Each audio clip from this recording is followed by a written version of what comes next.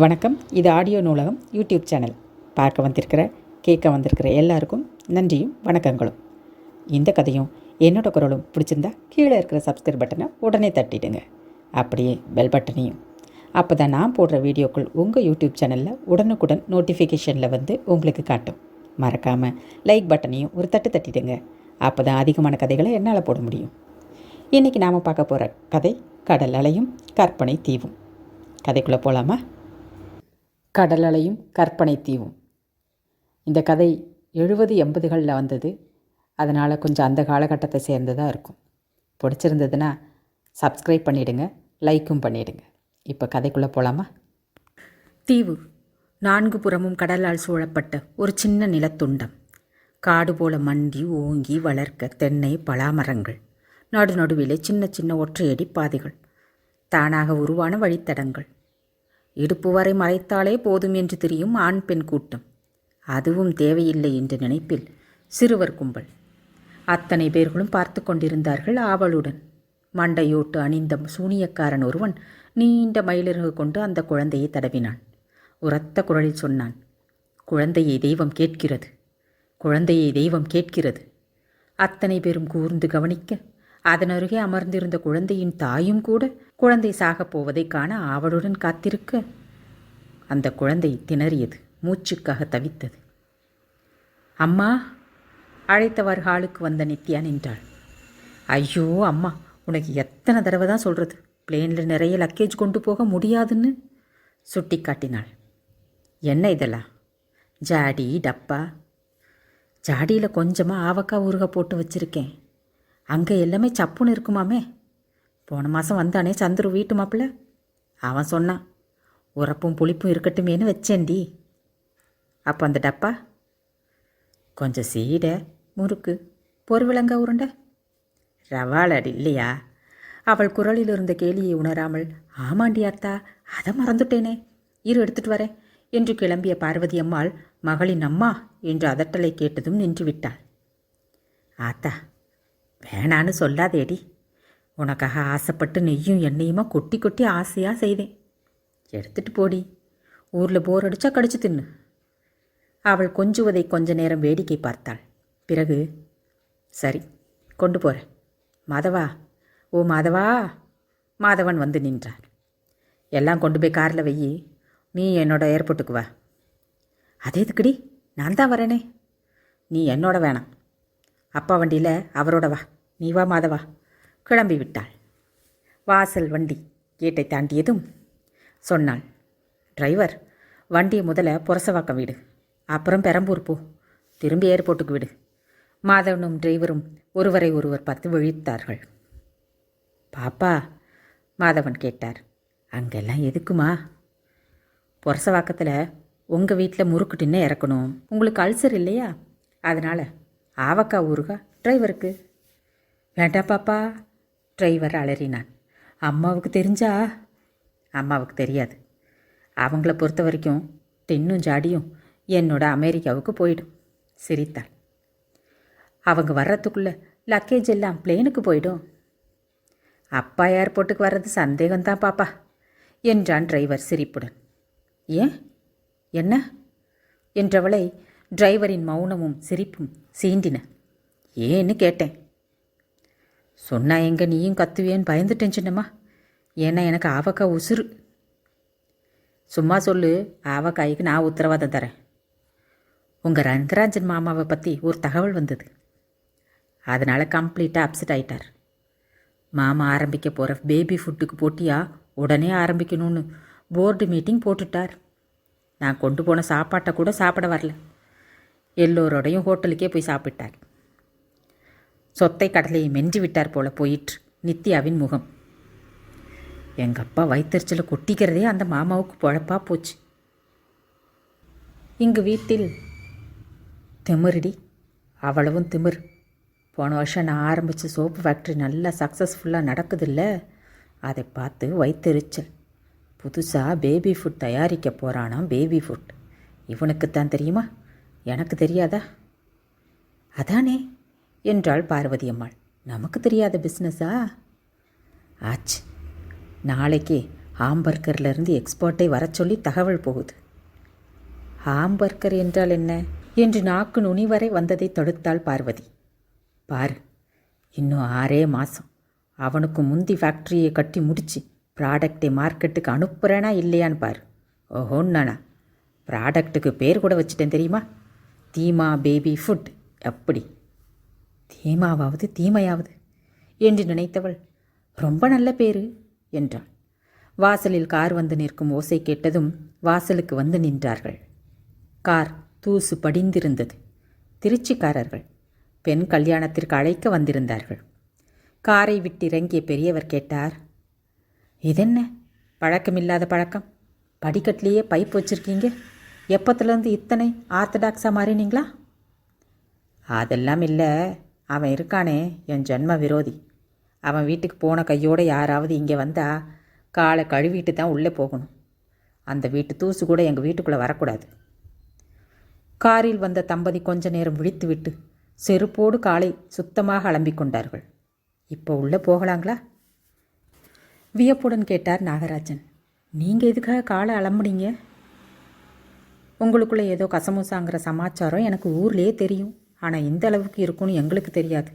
ஏதோ நாங்கள் தங்கியிருக்கிற ஹோட்டலுக்கு பக்கத்தில் இருக்கேன்னு முதல்ல அவங்க வீட்டுக்குள்ளே போயிட்டோம். நாகராஜனின் முகம் 1000 கோணலாயிற்று. டைனிங் டேபிளில் அமர்ந்து டீ குடிக்கும்போது சிரித்து பேசியவாறு இருந்த பார்வதி அம்மாள் கவனித்தாள். எல்லாம் பெண்களின் யூஷுவல் கவனிப்பு தான். இதென்ன புது நெக்லஸா? வைரமா? வைரந்தான் என்று அந்த அம்மாள் சொன்னாள் பெருமையாக. இதை சொல்கிறியே, அந்த ரங்கராஜன் ஒய்ஃபு போட்டுட்டு இருந்தா. எங்கே போட்டுட்டு இருந்தா? என்னை பார்த்தப்ப இல்லை, இரு வரேன்னு உள்ளே போய் போட்டுக்கிட்டு வந்து நின்னா. ஆனால் ஒன்று, நெக்லஸ்னா அது நெக்லஸ். பார்வதி நிமிர்ந்தாள். பழைய சினிமா படங்களில் பத்மினி போட்டுட்ருக்குமே ஒரு மயில் நெக்லஸ், அதே மாதிரி. ஆனால் இது அன்னம். என்ன அழகு, அம்சமாக இருந்தது தெரியுமா என்று நீட்டி முழங்கியவாறு சொன்னவள் பார்வதி பல்லை கடித்த வேகத்தை கண்டு பயந்தே போய்விட்டாள். கடுகடுவென்ற முகத்தோடு டெலிஃபோனை எடுத்து எரிச்சலுடன் டயலை திருப்பினாள். ராம்லால் சொல்லறியா? புது வைர நெக்லஸை அந்த லட்சுமி அம்மாவுக்கு கொடுத்தீங்களா? அதைப்படி நீங்கள் தரலாம்? புதுசாக எது வந்தாலும் முதல்ல எனக்கு தகவல் சொல்லணும்னு சொல்லியிருக்கேனா இல்லையா? சரி சரி, நீங்கள் என்ன பண்ணுவீங்களோ ஏது பண்ணுவீங்களோ எனக்கு தெரியாது. அதை விட விலை அதிகமான இன்னொரு நெக்லஸ் இன்னும் 2 நாளில் என் வீட்டுக்கு வந்துடணும் சொல்லிட்டேன். பணம் என்ன ஆனாலும் கவலை இல்லை, அம்புட்டு தான். வைத்து விட்டாள். வந்தவர்கள் புறப்பட்டு போன பிறகு குழம்பினார்கள். என்னமோ ஒரு முக்கியமான விஷயம் மறந்து போயிட்டோம். என்னடி அது என்று நாகராஜர் சொன்னான். வாடா. வந்தவன் பி. ராமன். பிரபாகண்டா ராமன். கழுத்தில் தமுக்கு கிடையாது. மற்றபடி ஊர் விஷயங்களையும் வதந்திகளையும் பரப்புவதில் பெரிய ஆள். பரபரப்புடன் உள்ளே வந்து நின்றான் ராமன். நித்யா இன்னும் புறப்படலையே என்று அவன் கேட்டதும் தான் பார்வதிக்கு நினைப்பே வந்தது. முக்கியமான விஷயம்னு மறந்துட்டதா சொன்னீங்களே, அது நம்ம நித்யா அமெரிக்கா போகிற விஷயம்ங்க. பிஸ்னஸுக்குன்னு வந்துட்டால் ஒரு இழவும் ஞாபகம் இருக்காது உங்களுக்கு. உனக்கு மட்டும் என்ன, அந்த ரங்கராஜன் பொண்டாட்டி ஏதாவது புதுசாக வாங்கிட்டாள்னு தெரிஞ்சால் உலகமே மறந்து போயிடும். போகட்டும். எத்தனை மணிக்கு பிளேன்? ஐயோ மாமா, நான் சொல்ல வந்தது சொல்ல விடாமல் நீங்கள் வேறு சண்டை ஆரம்பிச்சிடாதீங்க. நித்யா எங்க? அவள் அப்பவே புறப்பட்டு போயிட்டாளேடா, பார்வதி அம்மாள் சொன்னாள். என்னை இவரோட வர சொல்லிட்டு சின்ன வண்டி எடுத்துகிட்டு போயிட்டா. கெட்டுதே என்று தலையில் கை வைத்து உட்கார்ந்து விட்ட ராமனை பார்த்து இருவரும் விழித்தார்கள். என்ன விஷயம் சொல்லி அழையண்டா என்று இருவரும் கத்திய பிறகு அவன் சொல்ல சொல்ல பதறிப்போனார்கள். புறப்படு புறப்படு. நாகராஜன் வாசலை நோக்கி நடந்தார். அவளை தடுத்து நிறுத்தணும். மாலை அணிந்து சிரித்து கொண்டிருந்தாள் நித்யா. அவளை வழியனுப்ப வந்த சிநேகிதிகளின் கூட்டம் கைத்தட்டி ரசித்தது. ஆனாலும் நித்யா ரொம்ப அதிர்ஷ்டசாலிடி. பாரேன், இங்கே MBBS பாஸ் செய்த கையோட ஹையர் ஸ்டடீஸ்க்கு ஸ்டேட்ஸ் போகிற அதிர்ஷ்டம் ஊரில் எத்தனை பேருக்கு வருமா? இவளே வெறுமனையே ஸ்டடீஸ் மட்டுமே வச்சுக்க என்று ஒருத்தி கண்டிக்க, அப்படியே ஏதாவது கல்யாணம் நடந்தா போனா போகிறதுன்னு ஒரு இன்விடேஷனாவது அனுப்பி வையே என்று இன்னொருத்தி சொல்ல, சி என்று அவளை குத்திய நித்யா கான்டீனின் கண்ணாடி கதவுக்கு அப்பால் ரிசப்ஷன் பகுதியில் நிம்மதி இல்லாமல் அப்பாவும் அம்மாவும் தவிப்பதைக் கண்டு எழுந்து கதவை திறந்து, அம்மா நான் இங்கே இருக்கேன் என்றாள். பெரிய பெரிய சரீரங்களை தூக்கி கொண்டு லொங்கு லொங்குவென்று ஓடி வந்தார்கள் இருவரும். நித்யா புறப்படு. இருங்கப்பா, பிளேனுக்கு நேரம் இருக்குது. என்ன அவசரம்? ஐயோ, பிளேனுக்கு இல்லை, வீட்டுக்கு. நீ இன்னைக்கு வீட்டுக்கு போ. நீ இன்னைக்கு போக போகிறதில்ல. வாட்? இடுப்பில் கை வைத்து முறைத்தாள். என்னப்பா சொல்கிறீங்க? ஐயோ கண்ணு, உனக்கு தெரியாது, அந்த சண்டாளன் வீட்டு பையன் குமரன் இருக்கானில்ல, அந்த நரி முஞ்சியை ஏமா ஞாபகப்படுத்துகிற என்றாள் நித்யா எரிச்சலுடன். அடிப்பாவி, அவன்தான் இப்போ பைலட் ஆகி இருக்கானே. பம்பாயிலேருந்து ஸ்டேட்ஸுக்கு போகிற பிளெயினுக்கு அவன்தான் பைலட்டாமே. அப்படியா? யார் சொன்னது? பிரபகண்டாராமன். அவங்க வீட்டுக்கு போனப்போ அந்த அம்மா ரொம்ப பெருமையாக சொன்னாலாம். நீ போய் அமெரிக்கா சேரணும்னா அவங்க புள்ள தயவு வேணுமா என்ற பார்வதி நினைவு வந்து, ஏங்க அந்த ராஸ்கூல் அவங்க வீட்டுக்கு போயிட்டு வந்தானே, காலை கழுவினானா பார்த்தீங்களா என்று கேட்க, அத்தானே, நானும் கவனிக்கலையே என்று அவர் ஆரம்பிக்க, வெறுப்புடன் மாலையை பிடுங்க போன நித்யாவின் கண்களில் பட்டார்கள் மாதவனும் டிரைவரும். நடுக்கத்துடன் நின்றார்கள். ஆவக்காய் முறுக்குடின் சாதாரண விஷயம்தான், ஆனால் அவர்களின் வேலையை பறிக்க அதுவே போதுமானது. மாலையை மார்பிலேயே நழுவ விட்டு கொண்டாள். அம்மா, ப்ரோக்ராமில் எந்தவித மாற்றமும் இல்லை, நான் போகத்தான் போகிறேன். என்னடி பொண்ணே சொல்கிற? அவன் பைலட்டாக இருக்கிற வண்டியிலே என்றவள் திருத்தி கொள்ளும் முன், ஆமாம்மா, பிளெயின் இல்லை வண்டின்னே வச்சுக்கோ. நான் ராணி மாதிரி உட்கார்ந்துருக்க, அவன்தான் எனக்கு டிரைவர் வேலை பார்க்க போகிறான். நான் போகத்தான் போகிறேன். மற்றவர்கள் அடைத்து போன வாயை திறக்கும் முன், யுவர் அட்டென்ஷன் ப்ளீஸ் என்ற கவர்ச்சியான குரலில் ஸ்பீக்கர் பம்பாய் வழியாக செல்லும் பயணிகளை பிளேனுக்கு அழைத்தது. நித்யா புறப்பட்டு விட்டாள். தீவு. காட்டு துளசி இலையை பிழிந்து சாற்றை சொட்டு சொட்டாக அந்த குழந்தையின் வாயில் விட்டான் அந்த சூனியக்காரன். கடவுள் கேட்கிறார் என்றான் மீண்டும் உறக்க. துளசி தீர்த்தத்துடன் குழந்தை ஆண்டவனை அடையப் போகிறது. பலன் நேர் எதிராக இருந்தது. துளசி சாற்றினால் கரைந்த மார்புச்சளி விலக குழந்தையின் மூச்சு சீர்பட்டது. சினிங்கி அழுதது. பெற்றவள் கவலையுடன் பார்த்து கொண்டிருந்தாள். குழந்தை ஏன் இன்னும் ஆண்டவன்கிட்ட போய் சேரலை? விமானம் புறப்பட தயாராகியது. என்ன ஷியாம்? உதவி பைலட்டை கேட்டான். உன் காதல் விவகாரம் எந்த அளவுக்கு இருக்கிறது? எண்ணி 24 நாளில் காதல் கதை முடியும். சோகமான குடும்ப கதை தொடரும் சார், சிரித்தான் குமரன். Emergency lights off. அந்த காக்பிட் அறையின் சாதனங்கள் கண்சுமிட்டன, எரிந்தன. Beacon lights off. திரும்பி ஃப்ளைட் இன்ஜினியரை பார்த்து சிரித்தான். என்ன சிறுவனே என்றான். அந்த இன்ஜினியரின் வயதுக்கும் தோற்றத்துக்கும் சம்பந்தமில்லை. வயது 32. ஒல்லியாக சின்ன பையன் போல தெரிவான். நல்ல சுறுசுறுப்பு. பம்பாயில் தங்க நேர்ந்தால் லேண்டான 10வது நிமிஷம் கிராண்ட் ரோடில் சுற்றி கொண்டிருப்பான். அந்த அளவு சுறுசுறுப்பு. ஏரடியோஸ் ஆஃப். காக்பெட்டுக்குள் நுழைந்தாள் ஸ்வீட்டி. காஃபி ஆர் டீ என்றாள். அவளை சுட்டி காட்டினான் குமரன். சீ என்றாள் ஸ்வீட்டி.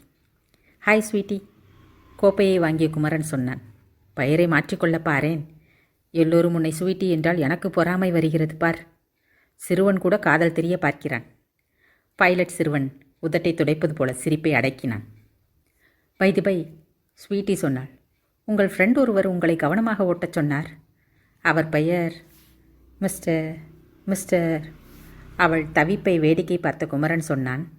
அருண் பிரசாத் ரனாடே. யா மலர்ந்தாள் ஸ்வீட்டி. உங்களுக்கு எப்படி தெரியும் சார்? வர்றதுக்கு முன்னால் லிஸ்ட்டை பார்த்துருவேன். என் சிநேகித கழுதையில் எந்த கழுதை வருதுன்னு. கழுதை என்ன ஞாபகம் வருது? என்ன சிறுவனே, ஒரு பேப்பரும் பேனாவும் கொடு. அவன் வரையும் படத்தை பார்த்து சிரித்தாள் ஸ்வீட்டி. சார், இது உங்கள் ஃப்ரெண்டு ஒன்றும் இந்த மாதிரி இல்லை, அழகாகவே இருக்கார். ரொம்ப ரசிக்காத, அவன் கல்யாணமானவன். சீ என்றாள் ஸ்வீட்டி. மடித்தான். ஒரு கவரில் திணித்தான். சீட் நம்பரை எழுதினான். அந்த பேசஞ்சரிடம் கொடு. ஜாக்கிரதை, குதிரை எடுக்கிறதுக்குள்ளே ஓடி வந்துடு. Excuse me miss. திரும்பினாள் Nithya. A message for you. நிமிர்ந்து அவள் முகத்தை பார்த்த நித்யா ட்ரேயில் இருந்த கவரை எடுத்துக்கொண்டாள். அவள் நகர்ந்ததும் சாவகாசமாக சாய்ந்து கொண்டு கவரை பிரித்து கடிதத்தை எடுத்து விரித்து பார்த்தாள். வெளுக்கென்று நிமிர்ந்தாள். நரி ஒன்று ஈயின்றி இழுத்தி கொண்டிருந்தது. நீதான் என்று குறிப்பு வேறு. அவளுக்கு நினைவு வந்தது. மெட்ராஸில் அம்மாவிடம் அந்த நரி மூஞ்சை ஏமா ஞாபகப்படுத்துகிற என்று சொன்னபோது சில யூனிஃபார்ம் அணிந்த முதுகுகள் கேன்டீனில் இருந்தன. அவள் வந்த ஏர் பஸ்ஸிலேயே அவனும் வந்திருக்கிறானா? Good evening ladies and gentleman. நிமிர்ந்து பார்த்து பல்லை கடித்தாள். எல்லோரையும் விசாரித்தவாறு அவளை அவன் நெருங்கிய போது கால் மேல் கால் போட்டுக்கொண்டு முகத்தை திருப்பிக் கொண்டாள் நித்யா. பெல்ட்டை போட்டுக்கொள்ள தெரியுமா? இல்லை ஏர் ஹோஸ்டஸை அனுப்பி மாட்டிவிடச் சொல்லவா?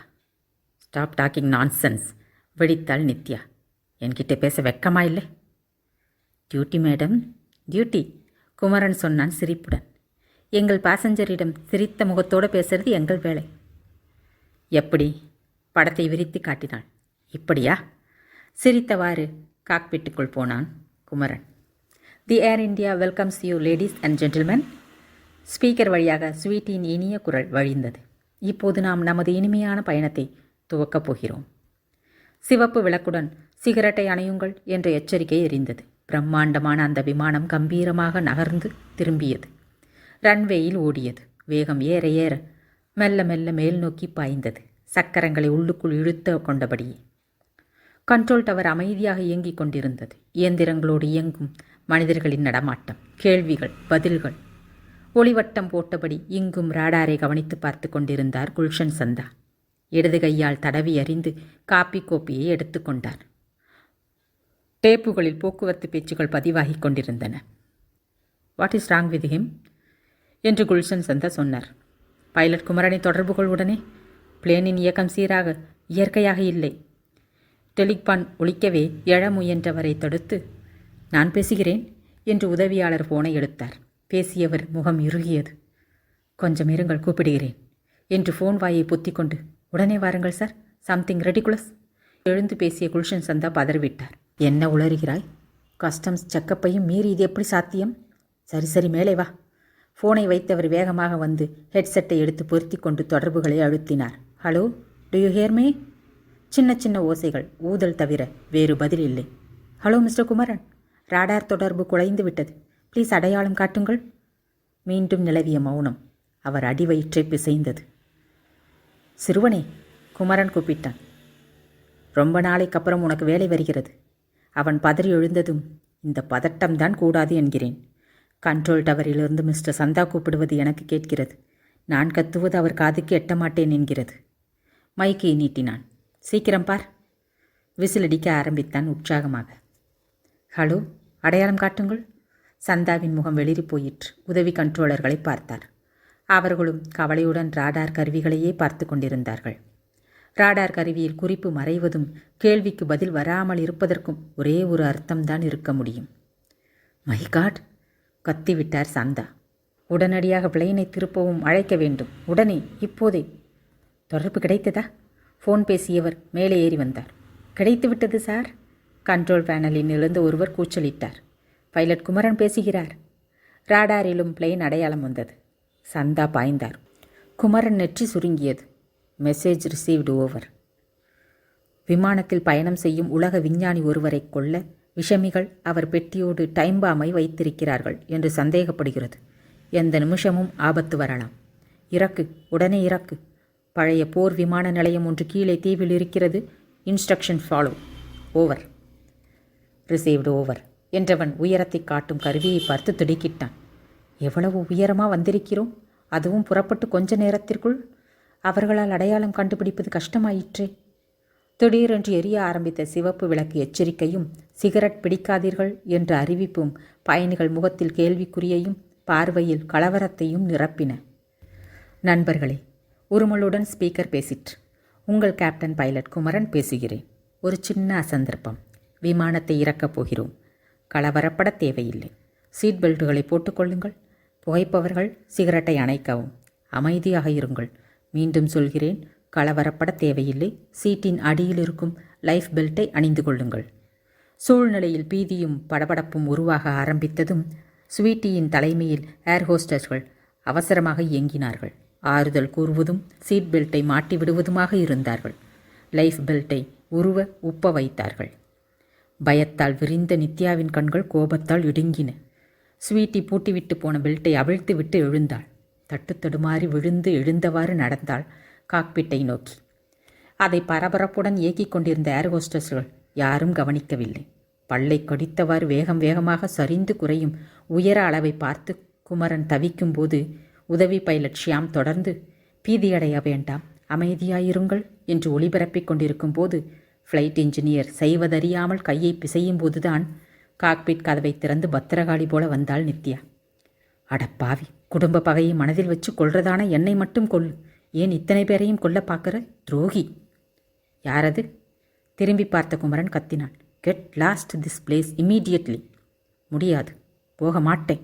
நித்யா அலறினாள். ராஸ்கல், உன்னை பழி வாங்காமல் போக மாட்டேன். சிறுவனே, அவளை வெளியே தூக்கி போட்டு கதவை தாழ்போடு என்று குமரன் கத்தும்போது பெரிய ஓசையுடன் விமானம் வெடித்துச் சிதறியது. அத்தியாயம் 3. தீவு. குழந்தை பிழைத்து கொண்டு விட்டது. பசிக்காக தவழ்ந்து வந்த தாயின் மடியேறி மார்பை பிடித்து தானே உறிஞ்சி குடிக்கலாயிற்று. அதன் அம்மா மிகுந்த ஏமாற்றத்துடன் சூனியக்காரனை பார்த்தாள். அவன் கண்களை மூடிக்கொண்டு சொன்னான், தெய்வம் இந்த குழந்தையை வேண்டாம் என்று கூறிவிட்டது. அதனால் பலி கேட்கிறது. ஆனால் பலி கேட்கிறது, ஒரு குழந்தை பலி கேட்கிறது. யார் தருகிறீர்கள்? யார் குழந்தையை பலி தரப்போகிறீர்கள் என்றவன் சுற்றிலும் பார்த்தான். அத்தனை பேரும் குழந்தையை எடுத்து நீட்ட கடைசியில் நின்ற ஒரு பெண் மட்டும் குழந்தையை நீட்டாமல் நின்றாள். சூனியக்காரன் பார்வை அந்த குழந்தையின் பேரில் பதிய அத்தனை பேரும் திரும்பி அவளை பார்க்க அவள் பீதியுடன் குழந்தையை இறுக்கிக் கொண்டாள். விமான நிலையமே அழுகை காட்சியாக காட்சியளித்தது. யாராவது நல்ல செய்தி சொல்ல மாட்டார்களா என்று அலைந்து கொண்டிருந்தார்கள். விமானம் வெடித்து கடலில் விழுந்து மூழ்கிவிட்டது. லைஃப் பெல்ட்டுடன் மிதந்த 18 பயணிகளை மீட்பு விமானங்கள் கொண்டு வருகின்றன. இன்னொரு விமானத்தில் 7 சடலங்கள் வருகின்றன. அமைதியாக இருந்து அடையாளம் காட்டுமாறு வேண்டுகிறோம். 15 பேர்களை பற்றிய தகவல் கிடைக்கவில்லை. மீட்பு வேலை நடைபெற்று வருகிறது என்றுதான் மாறி மாறி அறிவிப்பு வெளியாகி கொண்டிருந்தது. அறிவிப்பு நிற்கும் ஒவ்வொரு தடவையும் அழுகையும் விம்மலும் எழுவதும் மற்றவர்கள் ஆறுதல் கூறி தேற்றுவதுமாக இருந்தார்கள். அத்தனை கலேபரத்திலும் நாகராஜனின் பேயர்ந்தால் போல் அமர்ந்திருந்தார். பக்கத்திலிருந்த பார்வதி அம்மாளின் புலம்பல் மட்டும் தனியாக கேட்டது. வேணாண்டி போகாதடின்னு சொல்லியும் கேட்காம போனாலே இப்போ இப்படி ஆகிட்டதே. மூக்கை பிழிந்து எறிந்தாள். அந்த கத்துக்குட்டி ஓட்டுற வண்டி இல்லடி. எரிச்சலுடன் திருத்தினார் நாகராஜன். பிளேன். ஆமாங்க, பிளேன். அதில் போகாதடின்னு சொன்னேன், கேட்டாளா? அந்த ஓட்ட தெரியாத கத்துக்குட்டி எதில் போய் மோதிட்டானோ தெரியலையே. அவர்கள் அமர்ந்திருந்த பெரிய சோஃபாவின் பின்னால் இருந்த இன்னொரு பெரிய சோஃபாவிலிருந்து ஆக்ரோஷமாக எழுந்தாள் லட்சுமி அம்மாள். யாரை பார்த்துடி கத்துக்குட்டிங்கிற? அவனை ஃபாரினுக்கு அனுப்பி பிளேன் ஓட்ட கற்றுக் கொடுத்துருக்கோம். உன்னை மாதிரி 3வது தெரு காலேஜிலேயே போய் படிக்க வச்சேன். வாயை மூடுடி சக்காலத்தி. உன் மகன் பெருமையை பேசுறியா? அதுதான் வெட்ட வெளிச்சமாக தெரிஞ்சு போச்சே. அடிப்பாவி, போகிற கழுத சும்மா போகாமல் என் ஒரே மகளையும் வாரிக்கிட்டு போயிட்டானே. ஓம் பொண்ணு மாதிரி முதல்ல அவன் பிளேன் ஏறுறான். 3 வருஷமாக அவன் போகாத இடம் இல்லை, ஓட்டாத பிளேன் இல்லை. அப்போ எப்போவுமே நடக்காத விபத்து இப்போ வருதுன்னா ஏன்? உன் மக ஒரு பீடு.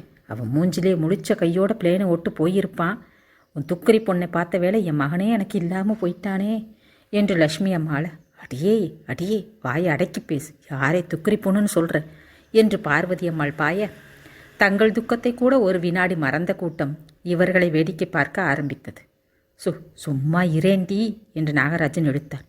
பாருங்களேன், பின்ன பெத்த ஒரே பொண்ணை பறி கொடுத்துட்டு நிற்கிறேன், இறக்கமே இல்லாமல் பேசுகிறாளே. ஆமாம், இவ தான் ஒன்று பெத்தா, நான் மட்டும் பக்கத்துக்கு ஒன்று இடுப்புலையே ஒன்றும். ஆமாம், இவ தான் ஒன்று பெத்தா, நான் மட்டும் பக்கத்துக்கு ஒன்றும் இடுப்பில் ஒன்றுமா சுமந்துக்கிட்டு நிற்கிறேனாக்கும். நானும் தான் என் ஒரே பிள்ளையை பறி கொடுத்துட்டு நிற்கிறேன். என்ன போய் கோபத்தில் ஆரம்பித்து அழுகையில் முடித்தாள் லட்சுமி அம்மாள். அவளை அணைத்தவாறு அப்பால் இழுத்து போனார் ரங்கராஜன். அந்த நாகராஜனை முறைத்தவார். போயிட்டு வரேன்னு சொன்னாங்க, இப்போ வராமலேயே போயிட்டானே. தன் மீது குற்றம் சாட்டுவது போல கேட்ட மனைவியை இழுத்து கொண்டு நாகராஜன் அவரை முறைத்தவாறு நடக்கலானார். மீட்பு விமானங்கள் வந்துவிட்டன, அடையாளம் காட்ட விரும்புபவர்கள் முன்வரலாம் என்று அவசர அறிவிப்பு வெளிவரவே சூழ்நிலையில் ஒருவித பீதி கலந்த கலகலப்பு நிரம்பலாயிற்று. நடந்தது விபத்து.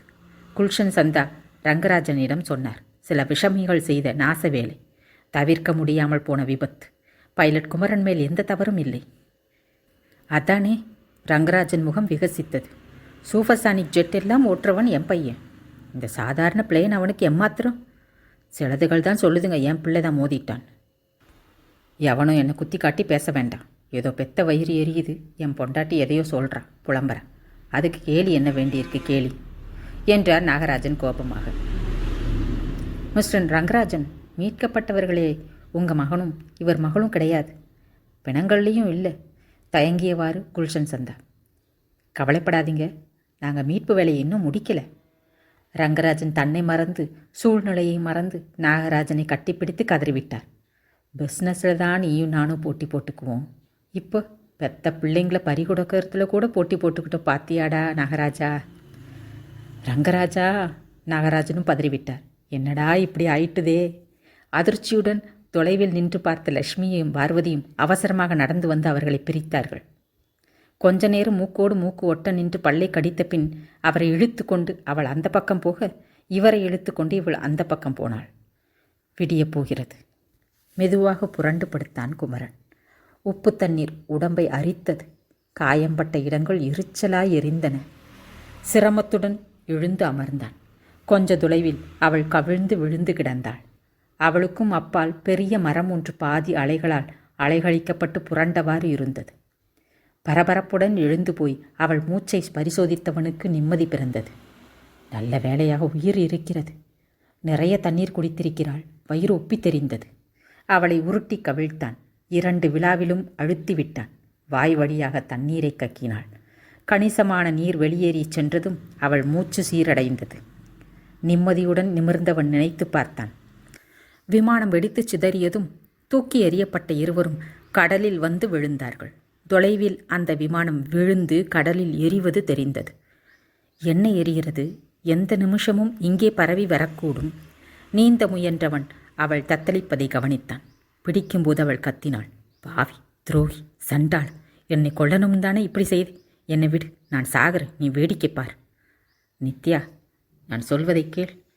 எவ்வளவோ சொல்லியும் அவள் கேளாமல் திமிரவே ஓங்கி முகத்தில் ஒரு அறை வைத்தான். மயங்கிவிட்டாள். அவளை தோளில் சாத்தி கொண்டு நீந்த ஆரம்பித்தான். கொஞ்ச தூரம் போவதற்குள் களைத்து போனான். கண்ணிலே இருட்டு வந்து நிலவ ஆரம்பித்ததும் கவனித்தான். பெரிய மரம் ஒன்று அலைகளினால் அல்லாடி கொண்டிருப்பது தெரிந்தது. அவளை ஏற்றிவிட்டு அவனும் ஏறிக்கொண்டான். அலைகள், பெரிய அலைகள் வருகிறதென்றால் சமீபத்தில் இங்கே கரை இருக்கிறது என்று அர்த்தம். மயங்கிவிட்டான் அவளை பாதுகாப்பாக அணைத்தபடியே. தலையை உதறிக்கொண்டு அவன் பார்த்தபோது சினுங்கிக் கொண்டிருந்தாள். நினைவு திரும்பப் போகிறது. எழுந்ததும் அவனைக் கண்டு கூச்சல் போட்டு கலாட்டா பண்ணப் போகிறாள். சற்றென்று எழுந்து மரத்துக்கு பின்னால் போய் ஒளிந்து கொண்டான். அவள் அசைந்தாள். மெல்ல கண்களை திறந்து பார்த்தாள். மரங்களின் உயர்ந்த உச்சிக்கு பின்னால் வெளிர ஆரம்பித்த மேகமும் லேசாக தெரிந்தது. கண்களை தேய்த்து விட்டு கொண்டாள். தொண்டையும் மூக்கும் கமறின. தும்மல்கள் அடுக்கடுக்காக வெளியேறின. எழுந்து உட்கார்ந்து சுற்றும் முற்றும் பார்த்தாள். கடலின் ஆரவாரமும் பறவைகளின் சிலுசிலுப்பும் ஓசையும் தவிர வேறு எந்த சப்தமும் இன்றி சூழ்நிலை வெறிச்சோடி தெரிந்தது. ஆள் நடவாட்டமே இல்லை. எழுந்து நின்றவளுக்கு தலை சுற்றியது. 2 கைகளாலும் நெற்றி பொட்டுகளை அழுத்தியவாறு பீதியுடன் சுற்றும் முற்றும் பார்த்தாள். யாரும் இல்லை. மெதுவாக நடக்க ஆரம்பித்தவள் கவனித்தாள். ஈர மணலில் காலடி தடங்கள் அவள் அமர்ந்திருந்த இடத்திலிருந்து புறப்பட்டு சென்றது. யாரோ அப்பொழுதுதான் புறப்பட்டு நடந்து போயிருக்கிறார்கள். யார்? அந்த காலடி சுவட்டையே பின்பற்றி மெதுவாக நடந்து போனாள். நெஞ்சை பிடித்தவாறு பயத்துடன் நடந்து அந்த மரத்தை அடைந்து நின்றாள். யார் அது என்றாள் மெதுவாக. பதிலில்லை. I know somebody's there. Who is it? பதிலில்லை. மனதை திடப்படுத்தி கொண்டு சரேலென்று மரத்துக்கு பின்னால் போய் நின்று பார்த்தாள். வியந்தாள். அங்கும் யாரும் இல்லை. அண்ணாந்து மர உச்சியை பார்த்தாள். அடையாளம் தெரியாத அளவு அடர்த்தியாய் இருந்தது அந்த மரம். சலிப்புடன் திரும்பி மேட்டுக்கு போகும் பாதையில் நடக்க ஆரம்பித்தாள். உலர்ந்த இலை சருகுகள் அவள் காலடிப்பட்டு நொறுங்கின. கவனித்தாள். நின்றாள். நின்று நடந்தாள். தொடர்கிறது சரசரப்பு. யாரோ தொடர்ந்து வருகிறார்கள். பின்தொடர்கிறார்கள். யார்? திரும்பி கண்கொள்ளும் மட்டும் பார்வையை படரவிட்டாள். யாரும் தெரியவில்லை. ஒருவேளை காட்டு மிராண்டிகளாக இருக்குமோ? உடல் ஒருமுறை சிலிர்த்து அடங்கியது. பயத்துடன் வேகமாக மேடேறி போக ஆரம்பித்தாள். இலை சருகுகள் பொடித்து நொறுங்கும் ஓசை விடாமல் பின்தொடரவே மேலும் வேகமாக ஓடினாள். மேட்டின் உச்சியில் அமைந்த பாதையை அடைந்து நிமிர்ந்தவள் திடுக்கிட்டு போனாள். காட்டு யானை ஒன்று நின்றிருந்தது. பிளிரலுடன் அவள் பக்கமாக திரும்பிய அது வேகமாக ஓடி வர ஆரம்பிக்கவே அலறினாள். அடுத்த வினாடி அவளை யாரோ தோளையை பற்றி அடுத்த வினாடி அவளை யாரோ தோளை பற்றி இழுக்கவே நிலை தடுமாறி பின்பக்கமாக சாய்ந்தவள் அந்த உருவத்தோடு சேர்ந்து உருண்டாள். சரிந்து சரிந்து கீழே வந்து மணலில் விழுந்தாள். மேலே மேட்டில் வந்து நின்ற யானை பயங்கரமாக பிளிரத் தொடங்கி தனது எதிர்ப்பை தெரிவித்து கொண்டது. அவசரமாக புடவை தலைப்பை சரி செய்து கொண்டு நிமிர்ந்தவள் துணுக்குற்று எழுந்தே நின்றுவிட்டாள். நீயா என்றாள் கோபமாக. மார்பில் இடது கையை வைத்து அழுத்தி குனிந்து வணங்கி நிமிர்ந்து சிரித்தான் குமரன் கிண்டலாக. அத்தியாயம் 4. தீவு. அவள் மறுத்தும் தடுத்தும் கேளாமல் குழந்தையை பிடிவாதமாக பறித்துச் சென்றது அந்த கும்பல். அவள் கண்ணீர் அந்த இடத்திற்கே புதிதாக இருந்தது. அவளது அந்த அழுகையையும் எதிர்ப்பும் அந்த கூட்டத்திற்கே ஒரு புதிராக இருந்தது. கடலை நோக்கி முன்னேறிய பெரிய பாறை ஒன்றின் மேல் ஏறி முனைக்கு போய் நின்றான். கீழே அலைகள் ஆர்ப்பரித்தன. தெய்வம் கேட்கிறது, அதற்கு மறுப்பு சொல்லக்கூடாது. சொன்னால் இந்த தீவை கடல் கொண்டு விடும். கடல் அன்னைக்கு பசி, இரத்தப்பசி என்ற அந்த சூனியக்காரன் சுழற்சி கடலில் எரிய பறந்து பறந்து சென்று அது கடலில் விழ அதை சுறா மீன்கள் கடித்து குதறி எறிவதை பார்த்த அவன் வெறியுடன் சிரிக்க கூட்டம் குதூகலித்து வணங்கி மகிழ அந்த குழந்தையின் தாய் மட்டும் விழிகள் விரிய பார்த்தாள். பார்த்து கொண்டே நின்றாள். நடந்தாள். நில்லு, எங்கே போற என்றான் குமரன். முகத்திலேயே விழிக்க மாட்டேன். விழிக்க வேற முகம் இந்த தீவிலேயே கிடையாது. சுற்றி பார்த்துட்டேன். காட்டு யானை, சிங்கம் இப்படித்தான் விழிக்கணும். பரவாயில்லையா?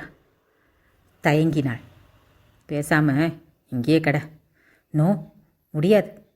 அப்புறம் இஷ்டம் அப்படின்னு சொல்லுவேன்னு நினைக்காத. மீட்பு உதவி வர வரைக்கும் உன்னை பாதுகாக்கிற வேலை என் கடமை. திமிரி நகர்ந்தாள். என்னை பற்றி உனக்கு என்ன அக்கறை? எப்படியோ போகிறேன், விட. கடமை பெண்ணே, கடமை. விமானத்துக்கு கேப்டன்னா விபத்துன்னு வந்துட்டா பிரயாணிகள் உயிருக்காக கடைசி வரை போராட வேண்டியது என் பொறுப்பு. இரு, என்ன கேட்க போகிறேன்னு எனக்கு தெரியும். அத்தனை பேரையும் சாக விட்டுட்டு உன் பேரில் மட்டும் என்ன தனியாக்குறேன்னு கேட்க போகிறேன், அப்படி தானே? அவங்கள போல என் கண்ணுக்கு அப்பால் நீயும் செத்து போயிருந்தா அது வேறு விஷயம். கஷ்டகாலம் என் கண்ணு முன்னால் இருக்கிற ஒரே பிரயாணி நீ தான். அதனால தான் இந்த ஸ்பெஷல் பொறுப்பு. தயங்கி நின்றாள். கேட்டாள், உன்னை நம்பலாமா? ஆமாம், நீ பெரிய ஜீனத்தமான். பார்த்ததும் சலனப்பட்டு மயங்கி போயிடுவேனாக்கும் என்று அவன் கேலியாக சிரிக்கும்போது, ஆனாலும் இந்த திமிரு பிடிச்ச குடும்பத்தை ஆள்தானே நீ. அந்த கிறுக்குத்தனம் எல்லாம் எங்கே போகும் என்று அவள் கருவும் போதுதான் ஓசை கேட்டது. விமான ஓசை. விமானம் வானத்தில் படர்ந்தது, பரவியது, தேடியது. தேங்க் காட் என்று மணலில் இறங்கி ஓடினான். அவளும் பின்தொடர்ந்தாள். ஹேய் என்று கத்தியவன் தன்னோடு சேர்ந்து கத்தும் அவளை பார்த்துவிட்டு திரும்பிய அவன் தலை மீண்டும் விழுக்கென்று அவளை நோக்கி திரும்பியது. சட்டை, சிகப்பு கலர் சட்டை. கலற்று, சட்டையை கலற்று என்றுவன் அவள் திகைப்பை லட்சியமே பண்ணாமல் அவளை நெருங்கி சட்டையை கலற்ற முயல, ஏய்ச்சி! அவன் கைகளை உதறிவிட்டு தள்ளி போய் நின்றாள். நான் மாட்டேன், வாசம் மகாமட்டமானது. ஐயோ, சிகப்பு கலர் அவன் கண்ணில் சுலபமாக படும் என்றவன் அவள் மேலும் தயங்கவே, கலட்டேண்டி சனியனே என்று கத்தினான். அவள் அவசரமாக கலற்றி சட்டையை பறக்கவிட்டு காட்டுவதற்குள் விமானம் கடல் பக்கமாக பறந்து பறந்து சின்ன புள்ளியாகி மறைந்தது.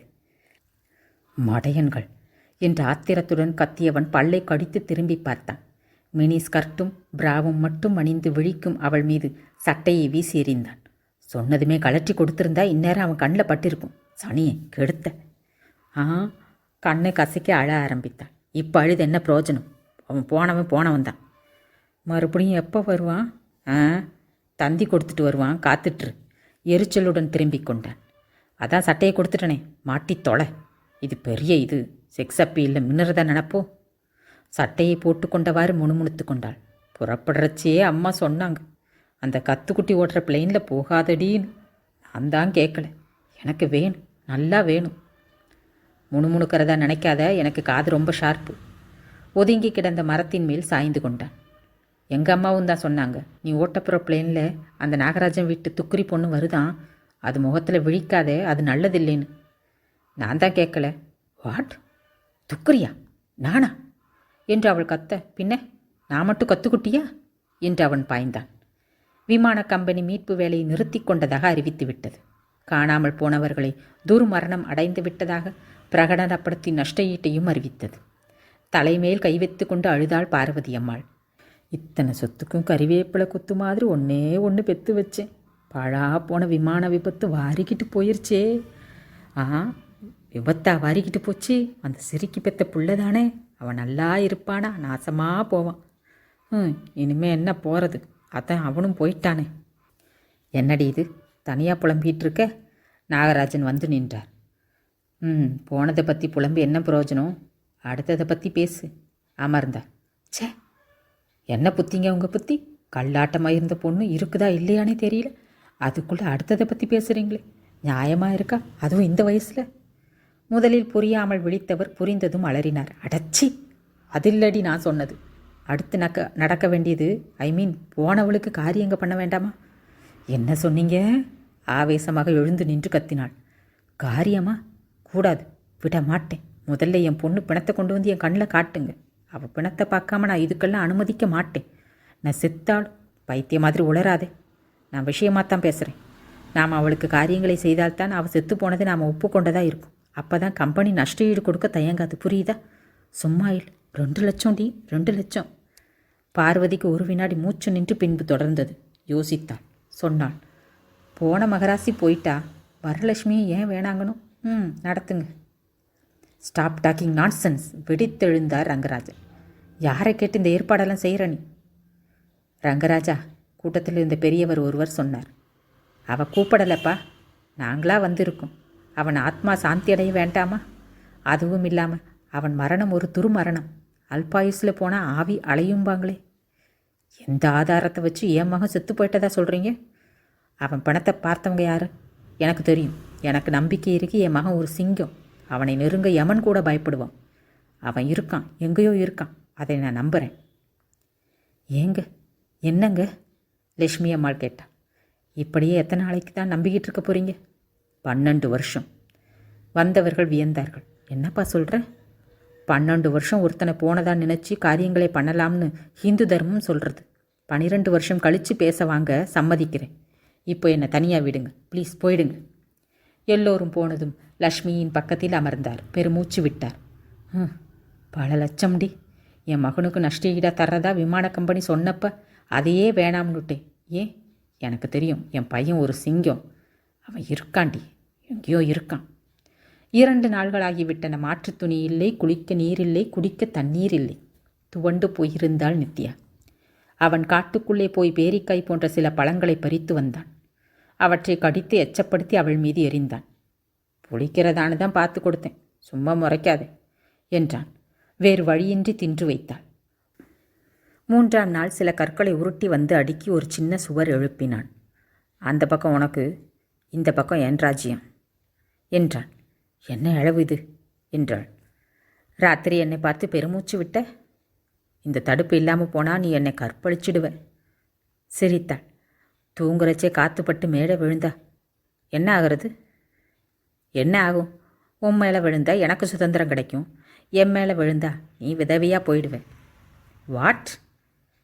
துணை இல்லாமல் தனியாக இருந்த விதவை தானே என்றவன் அவள் ஹே அதோ அதோ பார் என்று துள்ளவே திரும்பி பார்த்தான். யோ என்று உற்சாக கூச்சலிட்டான். மலையின் தெற்கு பகுதியின் முனையில் கடலில் மிக நெருக்கத்தில் ஒரு பெரிய அளவு மோட்டார் படகு தெரிந்தது. ஹே என்று கைகளை ஆட்டினான், கத்தினான். அவள் அவசர அவசரமாக சட்டையை கழற்றி அவன் கையில் திணித்தாள். அவளை ஒருமுறை ஏற இறங்க பார்த்து சட்டையை காற்றில் பறக்க விட்டு ஆட்டினான். அரை நிர்வாணமாக நின்ற அவளும் கைகளை உயரத் தூக்கி அசைத்து கத்தினாள். மோட்டார் படகு தொலைவிலேயே நின்றது. படகின் கேப்டன் போன்ற பிரெஞ்சு ஆள் ஒருவன் தூரதிருஷ்டி கண்ணாடியின் விசையை திருகி திருகி அவளை நெருக்கமாக பார்த்தான். அவன் கண்கள் வெறியுடன் பளபளத்தன. அத்தியாயம் 5. தீவு. கடலையே வெறித்து பார்த்தவாறு இருந்தாள் அந்த பெண். அலைகளின் ஆர்ப்பாட்டத்துக்கு நடுவே துள்ளி எழுந்து விழுந்து அடங்கும் சுறா மீன்களின் இடையே எதையோ தேடுவது போல பார்த்தாள். இரவு நெருநேரமாகி தீவு அடங்கிவிட்ட பிறகு சூனியக்காரன் மட்டும் அவள் அருகே வந்து நின்றான். இதோ பார், உன் பேர் என்ன? சக்தி தானே? கடவுள் எடுத்துக்கொண்ட குழந்தையை தேடாதே, அது மகா பாவம். கடல் அன்னைக்கு கோபம் வரும். அவள் பார்வை கடலை விட்டு நகர மறுத்தது. குழந்தை தானே வேணும் உனக்கு? நான் தர்றேன். எதிரில் வந்து நின்று அவள் தோள்களை மிருதுவாக வருடி விட்டான். நெற்றியில், கண்களில், உதட்டில் முத்தமிட்டவன் வெறியுடன் அவளை தூக்கி கொண்டு நடந்தான். அவள் பார்வை மட்டும் கடலையே பார்த்து கொண்டிருந்தது. பெரிய விசைப்படகிலிருந்து சின்ன துடுப்பு படகு ஒன்று இறக்கப்பட்டு 3 பேர் இறங்கி ஏறி கொண்டார்கள். துடுப்பு போட்டவாறு அவர்கள் கரை நோக்கி நகர ஆரம்பித்ததும் உற்சாகம் பிடிபடவில்லை இருவருக்கும். கும்மாளமிட்டார்கள். அவனை கட்டிப்பிடித்து முத்தமே கொடுத்து விட்டாள் நித்யா. சி, என்னது என்று குமரன் சொல்லுவதற்குள் குதூகலத்துடன் சட்டையை பிடுங்கிக் கொண்டு மரத்துக்கு பின்னால் ஓடினாள். படகிலிருந்து இறங்கி வந்த 2 பேருக்கும் ஆங்கிலம் தெரியவில்லை. படகோட்டி வந்த கிழவனை அழைத்தார்கள். அவனுக்கு கொஞ்சம் ஆங்கிலம் தெரிந்திருந்தது. சிரமத்துடன் மொழிபெயர்த்தான். யார் நீங்க? அவன் குரலில் சந்தேகம் இருந்தது. இந்த அத்துவான தீவில் என்ன பண்ணுறீங்க? விமான விபத்தில் தப்பி பிழைத்தவர்கள் நாங்கள், இந்தியர்கள். தயவு செய்து எங்களுக்கு உதவுங்கள். அந்த பெண் யார்? உன் பொண்டாட்டியா? இல்லை. காதலியா? இல்லை. பின்ன? என் விரோதி வீட்டு பெண். நான் ஓட்டிய விமானத்தில் பிரயாணி. அதனால் தற்காலிகமாக அவள் உயிருக்கு பாதுகாவலன் நான். அவர்களுக்குள் பிரெஞ்சு மொழியில் வேகமாக பேசிக்கொண்டார்கள். அந்த கிழவனின் முகம் என்னவோ போல போனதை அறிந்து வியந்தான் குமரன். சட்டையை மாட்டி கொண்டு வந்து நின்றாள் நித்யா. போலாமா? போலாமா என்றான் கிழவனை பார்த்து. அதில் ஒரு சின்ன பிரச்சனை இருக்கிறது. கட்டை விரல் நகத்தால் புருவத்தை கீறி சொரிந்து கொண்டான் கிழவன். எங்கள் படகு முதல்ல குவைத்துக்கு போகிறது, அப்புறம்தான் இந்தியாவுக்கு திரும்புவோம். அதுவரை படகுலையே இருக்கணும். பரவாயில்லையா? சம்மதமா? சம்மதிக்கத்தான் வேணும், வேற வழி இல்லையே. தோள்களை தூக்கி கைகளை விரித்த குமரன் அவர்களுடன் நடந்தான். படகுல குடிக்க தண்ணி கிடைக்குமா? யோசனையுடன் பின்தொடர்ந்த நித்யா தயக்கத்துடன் படகில் ஏறிக்கொண்டாள். தண்ணீர் பையை எடுத்து அந்தாள் முதலில் நித்யாவிடம் நீட்டினான். வாங்கிய பின் அவன் முகத்தை நிமிர்ந்து பார்த்தாள். ட்ரே மெர்சி போஹோ என்றாள். அந்த ஆளின் முகம் 1000 கோணலாகியது. ஹேய், வியப்புடன் கேட்டான் குமரன். உனக்கு ஃப்ரெஞ்சு வருமா? திட்டுனா புரிஞ்சுக்கிற அளவுக்கு வரும் சொன்னாள். ஃப்ரெஞ்சு கிளாஸுக்கு போகிறதுண்டு. எனக்கு லத்தீன், ரஷ்யன், ஜெர்மன் எல்லாம் வரும், ஃப்ரெஞ்சு தவிர என்றான் பொறாமையுடன். இன்டர்நேஷ்னல் பைலட் இல்லையா? அதுக்கு பிறகு அவர்களின் பேச்சு அடக்கமாகவே இருந்தது. அவளுக்கு கேட்காதவாறு முணுமுணுப்பு குரலில் பேசினார்கள். அந்த ஆள் அவளிடம் ஏதோ கேட்டான். புரியாமல் கிழவனை பார்த்தான் குமரன்.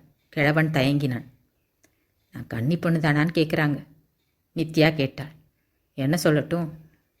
உண்மையை சொல்ல. ஏன், அவங்க கற்பழிச்சிடவாங்கன்னு பயமா? அப்படியே அவங்க முயற்சி பண்ணினா நீ என்ன பண்ணுவ?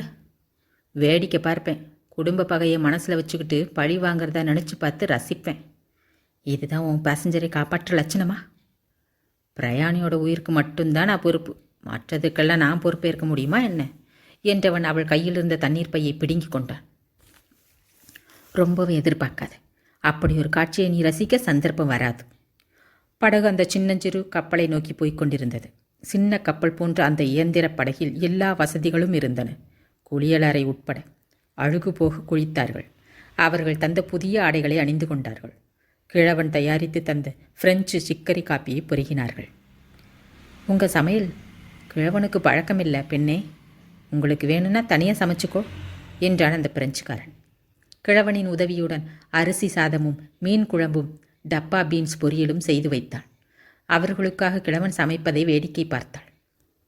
டப்பாவில் அடைத்த மாட்டு மாமிச ஸ்லைஸுகளை அரை வேக்காடாக வேக வைத்து உப்பு மிளகு தூள்களை தூவி எண்ணெயில் பொரித்து எடுத்தான். அதை பெரிய பெரிய பிரெட் ஸ்லைஸுகளுக்கு நடுவில் வைத்து சாண்ட்விச் தயாரித்தான். சீஸ் பாலாடை கட்டிகளை நறுக்கி அடுக்கினான். அவித்த உருளைக்கிழங்குகளை அடுக்கிவிட்டு கைகளை தட்டி கொண்டான். இவங்களுக்கு என்ன தொழில்? சொல்லக்கூடாது, ரகசியம். துளியூண்டு குழம்பை உள்ளங்கையில் விட்டு நாவால் வடித்து ருசி பார்த்த நித்யா, போகட்டும். கப்பலில் எத்தனை பேர் இருக்காங்க, அதையாவது சொல்ல முடியுமா என்றாள். அதை சொல்லலாம், 3 பேர், என்னை தவிர என்ற கிழவன் கேட்டான். ஏன் ஒரு மாதிரியா இருக்க? தலைவலியா? யோசித்தாள். ஆமாம், ஏதாவது மாத்திரை கிடைக்குமா? வா, மாத்திரை தரேன் என்று அவளை கீழ்த்தளத்துக்கு அழைத்து போனான். நிறைய ஜாதிக்காய் பெட்டிகளும் அட்டை பெட்டிகளும் அடுக்கி வைக்கப்பட்டிருந்தன. லேபிள்கள் கூறின. மருந்துகள், தானியங்கள், துணிகள், அழகு சாதனங்கள், கடிகாரங்கள், தங்க பிஸ்கட்டுகள், வெள்ளி துண்டங்கள், வைரங்கள், மது வகைகள். மாத்திரையை எடுத்து கிழவன் நீட்டினான். இந்தா ஆஸ்பிரின் மாத்திரை. ரகசிய வியாபாரிகள். இவர்கள் எதையும் விற்பார்கள். நித்யா புரிந்து கொண்டாள். மறுநாள் சமையலின் போது கிழவன் சொன்னான், பேபி, உன்கிட்ட ஒரு உண்மையை சொல்லணும், சொல்லட்டுமா? சொல்லுங்க. நீ இந்த படகுல இருக்கிறது ஆபத்து. நீங்கள் இருக்கும்போது எனக்கு என்ன ஆபத்து வரப்போகுது? குவைத் வருகிற வரை நான் உயிரோடு இருக்க மாட்டேன் பேபி. நேற்று உன்னை கீழே கிடங்குக்கு கொண்டு போகிறத அந்த ஆள் பார்த்துட்டான். என் கதை இன்னைக்கு இரவோடு முடிஞ்சிடும். சக்கரை டீன் எங்கே இருக்குது என்றாள் சட்டென்று. சாப்பாட்டின் போது, இனிமே இவ்வளவு சுவையாக சமைக்காத. சாப்பாட்டின் போது, இனிமே இவ்வளவு சுவையாக சமைக்காத என்ற குமரன், நான் ஒரு சரியான சாப்பாட்டு பிரியன். எங்கேயாவது உன் சமையலில் மயங்கி குடும்ப பகையை மறந்து கல்யாணம் பண்ணி கொண்டு விடப் போகிறேன். நான் வம்பு என்றான். கோபம் வந்தது நித்யாவுக்கு. கவலைப்படாதே, அப்படியே ஒரு சந்தர்ப்பம் வந்தால் உன்னை நானே ரிஜெக்ட் பண்ணிடுவேன். இந்த நரி மூஞ்சை எவ கட்டுவா? ஆஹா, உன் எலி மூஞ்சுக்கு நான் ஒன்றும் குறைஞ்சு போயிடலை. பேசாத, நீ பேசாத. அவர்களின் சண்டையை வேடிக்கை பார்த்தார்கள் மற்றவர்கள். இரவு நெடுநேரமாகியும் தூக்கம் வராமல் புரண்டு படுத்தான் குமரன். இவையே இப்படி புதிராக இருக்கா? ஏதோ விஷயமா அவள் பயப்படுறது புரியுது. ஆனால் அது என்ன பயம்? உடனடியாக கேட்டாக வேண்டும் போல தோன்றவே அவளை தேடி போனான். அவள் தனது அறையை விட்டு அவசரமாக வெளியேறி போவது தெரிந்ததும் பின்தொடர்ந்தான்.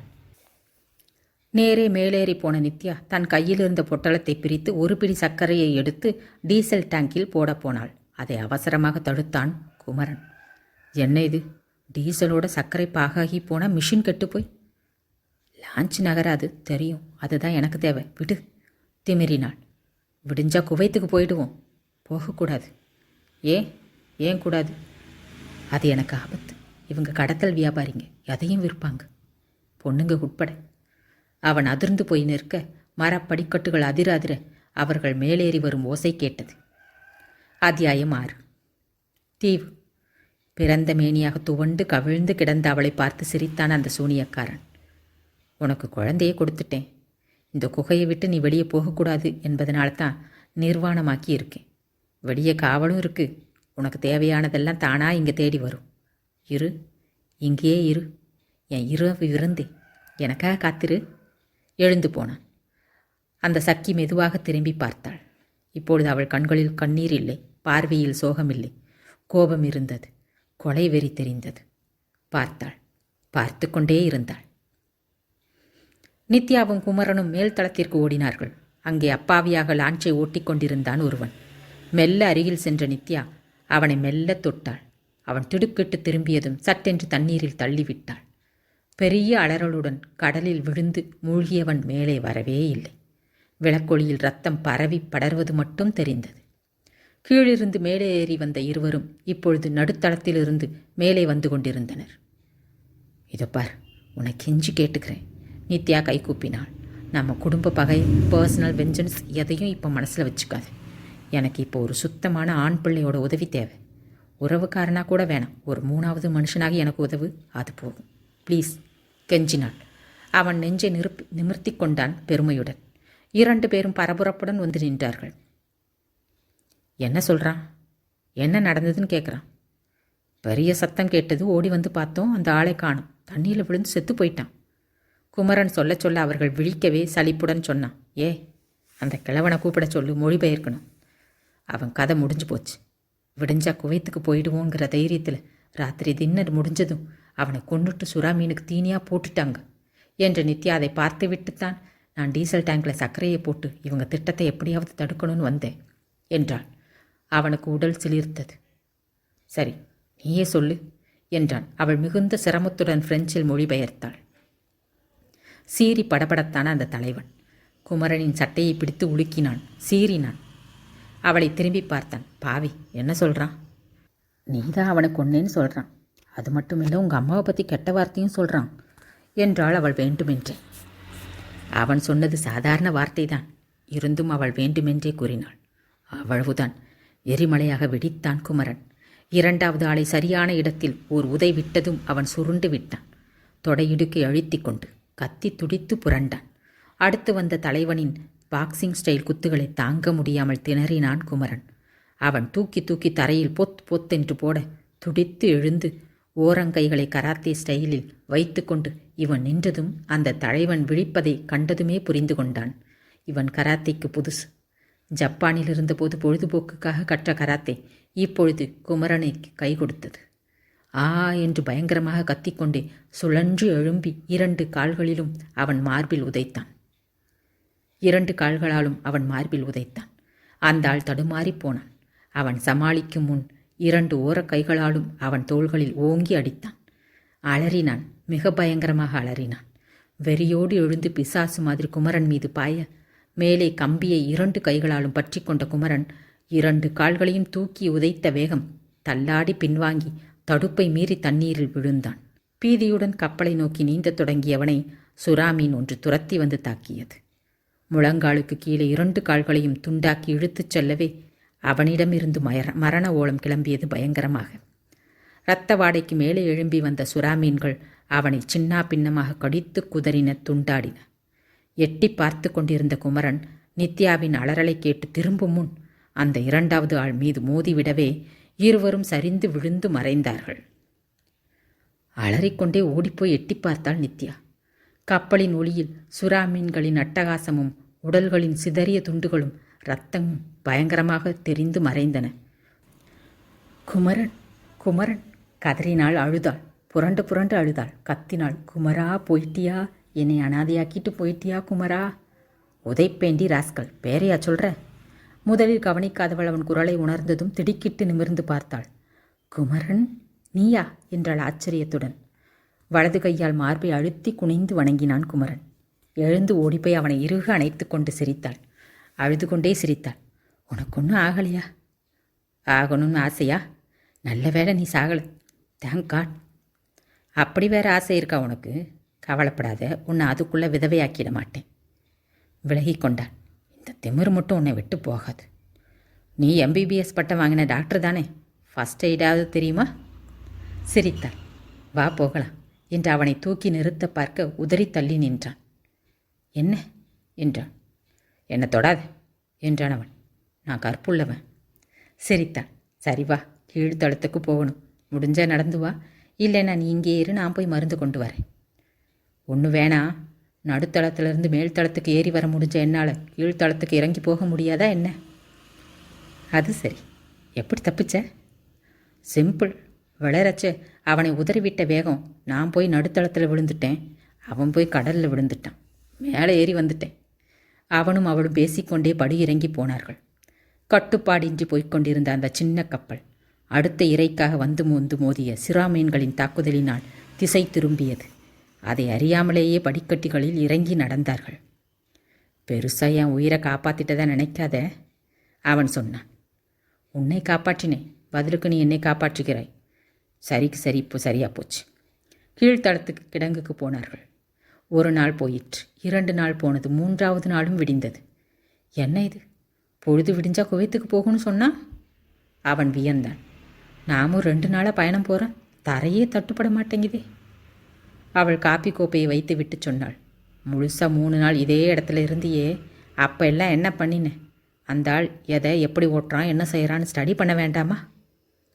இப்படி ஒரு டைம் வரும்னு நான் என்ன கண்டேன்? எப்படி ஓட்டுறதுங்கிற வரைக்கும் கற்று வச்சுருக்கேன், நிறுத்தக்கூட தெரியாது தெரியுமா? திசை பார்க்க கையில் என்னமோ வரைபடம் வச்சுருந்தான். நீ தள்ளி போனப்போ அவனோட அந்த மேப்பும் சுறாமீன் வயிற்றுக்குள்ளேயே போயாச்சு. பேசிக்கொண்டே மூளையில் இருந்த டீசல் எடுத்து குமிழை திறந்து ஊற்றினான். ஏய் யூ, கீழே குடவனில் போய் இதே மாதிரி டின் இருக்கான்னு பாரு. போய் வந்து சொன்னாள். டின் தானே, நிறைய இருக்குது. Thank God. ஆனால் எல்லாம் காலியாக இருக்குது. What you mean by that? I mean, இப்போ ஊற்றுனியே, இதுதான் கடைசி டின், வேறு கிடையாது. அது முடியறதுக்குள்ளே ஏதாவது நாட்டை அணுகப்பார். அவனுக்கு வியர்த்தது. சரி சரி, நீ போய் சமையலை கவனி என்றவன் சுற்றிலும் கண்கொள்ளும் மட்டும் பார்வையால் துளாவினான். கடல் நீர், நூற்றுக்கணக்கான மைல்களுக்கு தரையே இல்லாது போன்ற அமைதி. அலறியது, மௌனம் முணங்கியது. படகு வேகமாக முன்னேறிக்கொண்டே இருந்தது. வேவு விமானம் ஒன்று பம்பாய் விமான நிலையத்துக்கு தகவல் அனுப்பியது. அடையாளம் தெரியாத ஒரு பெரிய மோட்டார் படகு இந்திய கடல் எல்லைக்குள் நுழைகிறது.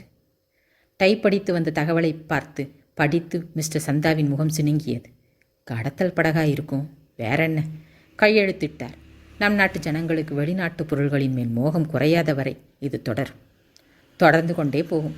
மடித்து கவரில் போட்டு கஸ்டம்ஸ் கவனத்துக்கு என்று எழுதி நீட்டினார். போய் கஸ்டம்ஸ்ட கொடு, அவசரம். சற்றைக்கெல்லாம் சுங்க இலாக்கா உயர் அதிகாரிகள் கலந்து பேசினார்கள். துறைமுகத்தில் பரபரப்பு நிரம்பியது. முழு அளவு கவச உடை அணிந்த போலீசார் துப்பாக்கிகளுடன் எந்திர படகுகளில் ஏறிக்கொண்டார்கள்.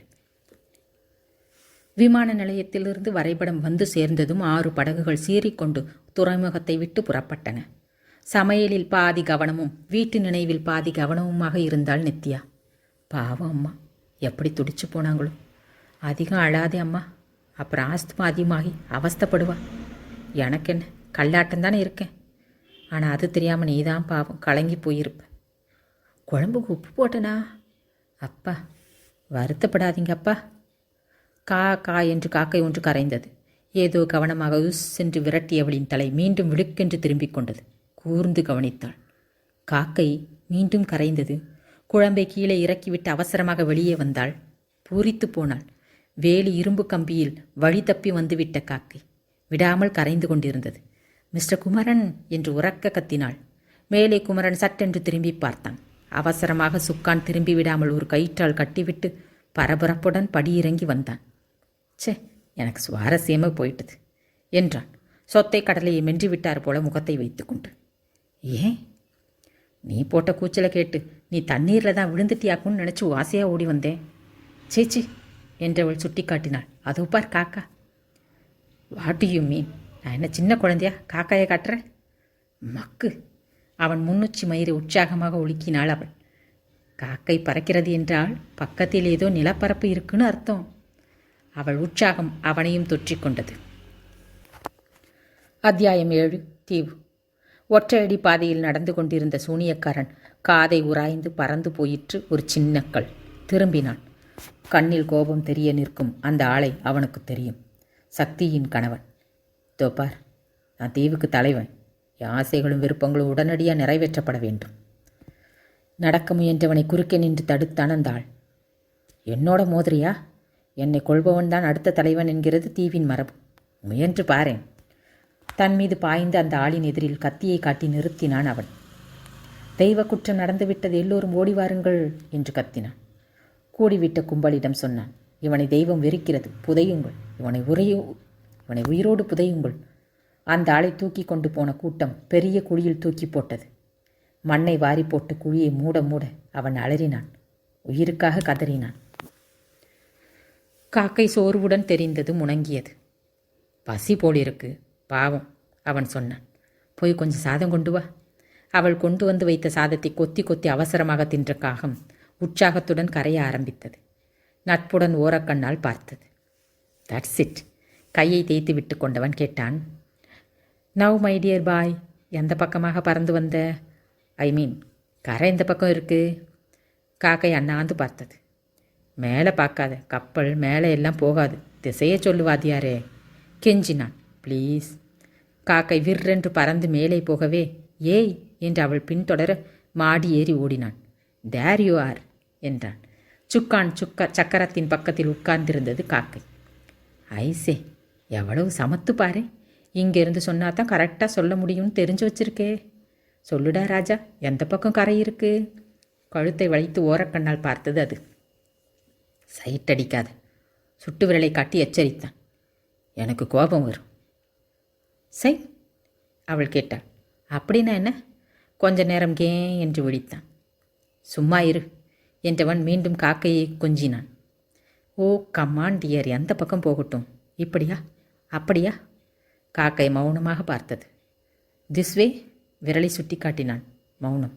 திஸ் வே, விரலை நிமிர்த்தி பின்பக்கமாக காட்டினான். கர் ரா என்று காக்கை கரைந்ததும் தேங்க்யூ என்று படகை திருப்ப முயன்றான். அவள் தடுத்தாள். சும்மா கடை என்றான். ஹைலி இடியாட்டிக், ஒரு காக்க பேச்சை கேட்டு திரும்புறியா? உனக்கு தெரியாது, சும்மா இரு. சிறு துரும்பும் பல்குத்த உதவும் அவன் சொன்னான். காக்கையும் சமயத்தில் வழி சொல்லும். உற்சாகமாக விசிலடிக்க ஆரம்பித்தான். விரைந்து போய்க் கொண்டிருந்த படகுகளில் ஒன்றில் மீசையை வருடிவிட்டு கொண்டிருந்த கஸ்டம்ஸ் அதிகாரி ஒருவரின் கையில் இருந்த வயர்லெஸ் உயிர் பெற்று உருமியது. அது ஒளிபரப்பிய செய்தி அவர் முகத்தை சுணுங்க வைத்தது. ஓகே, ரிலீவ்ட், ஓவர் என்று வயலன்ஸை வைத்துவிட்டு வெளியே வந்தார். மைக்ரோஃபோன் பொருந்திய ஒளிபெருக்கியை எடுத்துக்கொண்டார். Attention please, your attention please, your attention please என்று கத்தினார். தனித்தனியே போய்க் கொண்டிருந்த இயந்திர படகுகள் ஒன்றாகி ஒரே வட்டமாக நின்றன. திரும்ப போகிறோம். அந்த கடத்தல் படகு இந்திய கடல் எல்லையை விட்டு சர்வதேச எல்லைக்குள் போய்விட்டது. ஆகவே நாம் செய்யப்போவது ஒன்றும் இல்லை. திரும்ப போகிறோம். துப்பாக்கிகளை வைத்துவிட்டு ஓய்விடுங்கள் என்றார் எரிச்சலுடன். பெரிதாக அட்வென்ச்சர் ஏதோ செய்யப் போவதாக நினைத்து ஆசையுடன் வந்தவர் அவர். ஒன்றுமில்லை, திரும்பு என்றால் எரிச்சல் வராதா? மாலை நேரம் மங்கிக் கொண்டே வந்தது. கண்கொள்ளும் மட்டும் பார்வையால் துழாவினான் அவன். கடலின் மறுகோடியிலிருந்து உருண்டு புரண்டு திரண்ட கருப்பு மேகங்கள் தெரிவதும் மறைவதுமாக இருந்தன. படகு எந்திரம் தடுமாறுவதும் விசித்திரமாக ஓசை எழுப்புவதுமாக இருக்கவே சந்தேகத்துடன் டீசல் குமிழியை திறந்து பார்த்தான். முகத்தில் ஏமாற்றம். ஓசைகள் அடங்கின. அந்த இயந்திர படகு ஓய்வெடுப்பது போல நின்று கொண்டது. கடலின் சின்ன சின்ன அலைகள் அதை லேசாக முத்தமிட்டு சரிந்தன. கொஞ்ச நேரம் அதை வேடிக்கை பார்த்துவிட்டு திரும்பினான். மெதுவாக படியிறங்கி வரும்போது அவள் படி ஏறி வந்து கொண்டிருந்தாள். கையில் காப்பி கோப்பையுடன் நின்றாள். அவள் கண்களில் கேள்வி இருந்தது. டீசல் தீந்து போச்சு, படகு இனிமே நகராது. அவள் எதையோ சொல்ல முற்படுவதைக் கண்டு கையமர்த்தினான். நீ என்ன சொல்ல போகிறேங்கிறது எனக்கு தெரியும். ஆஃப்டரால் ஒரு காக்கா பேச்சை கேட்டு லான்ச்சை திருப்பினது சம்திங் ரெட்டிகுலஸ், ஹைலி ரெட்டியாட்டி சொல்ல போகிறேன். படி இறங்கி வந்தான். அந்த சந்தர்ப்பத்தில் காக்கை என்ன நீ சொன்னால் கூட கேட்டிருப்பேன். அது என்ன காப்பியா? கோப்பையை வாங்கி உறிஞ்சும் போது வானம் உருமியது. கண்களை மட்டும் உயர்த்தி பார்த்தான்.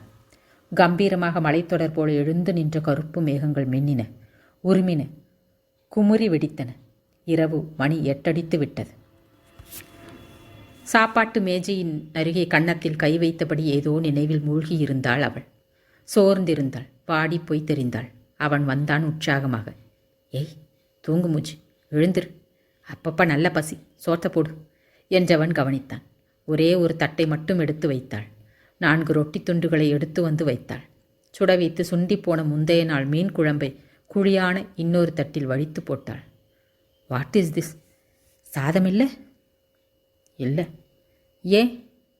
நான் என்ன உன் சமையல்காரியா? பேசாமல் போட்டதை தின்னு. அவளை பார்த்தான். தண்ணீர் பீப்பாயை திறந்து பார்த்தவன் மூடினாள். கீழே போய் ஒரு பீர் பாட்டிலை கொண்டு வந்தாள். இனிமே இதுதான் குடி தண்ணீர். கிளாஸில் நுங்கும் நுரையுமாக பீர் கொண்டு வந்து வைத்தவளின் கையை பற்றி நிறுத்தினான் அவன். நீ சாப்பிடல? 7 மணிக்கெல்லாம் பசிச்சது, சாப்பிட்டுட்டேன். அயோக்கியத்தனை. ஆண் பிள்ளை நான் சாப்பிட்றதுக்கு முந்தியா நீ சாப்பிட்றது? ஏன் இஷ்டம், நான் எப்போ வேணாலும் சாப்பிடுவேன். உண்மை தெரிந்து போச்சு, அதனால் கேட்குறேன். அரிசி தீர்ந்து போச்சு, அதனால் சாதம் பண்ணலை. இருக்கிற கொஞ்சம் நஞ்ச ரொட்டியும் எனக்கு போட்டுட்டு நீ பட்னி கிடக்கிற, அப்படி தானே? திரும்பி பார்த்து கலங்கினாள். அவளை பக்கத்து நாற்காலில் இழுத்து போட்டு அமர்த்தினான். நாள் பூராவும் லான்ச் ஓட்டுற வேலை இல்லையே, இருக்கிறத பங்கு போட்டுக்கலாம். We will share it equally, okay? மெல்ல நிமிர்ந்து அவனை பார்த்தவளுக்கு திடீரென்று அழுகை வெடித்தது.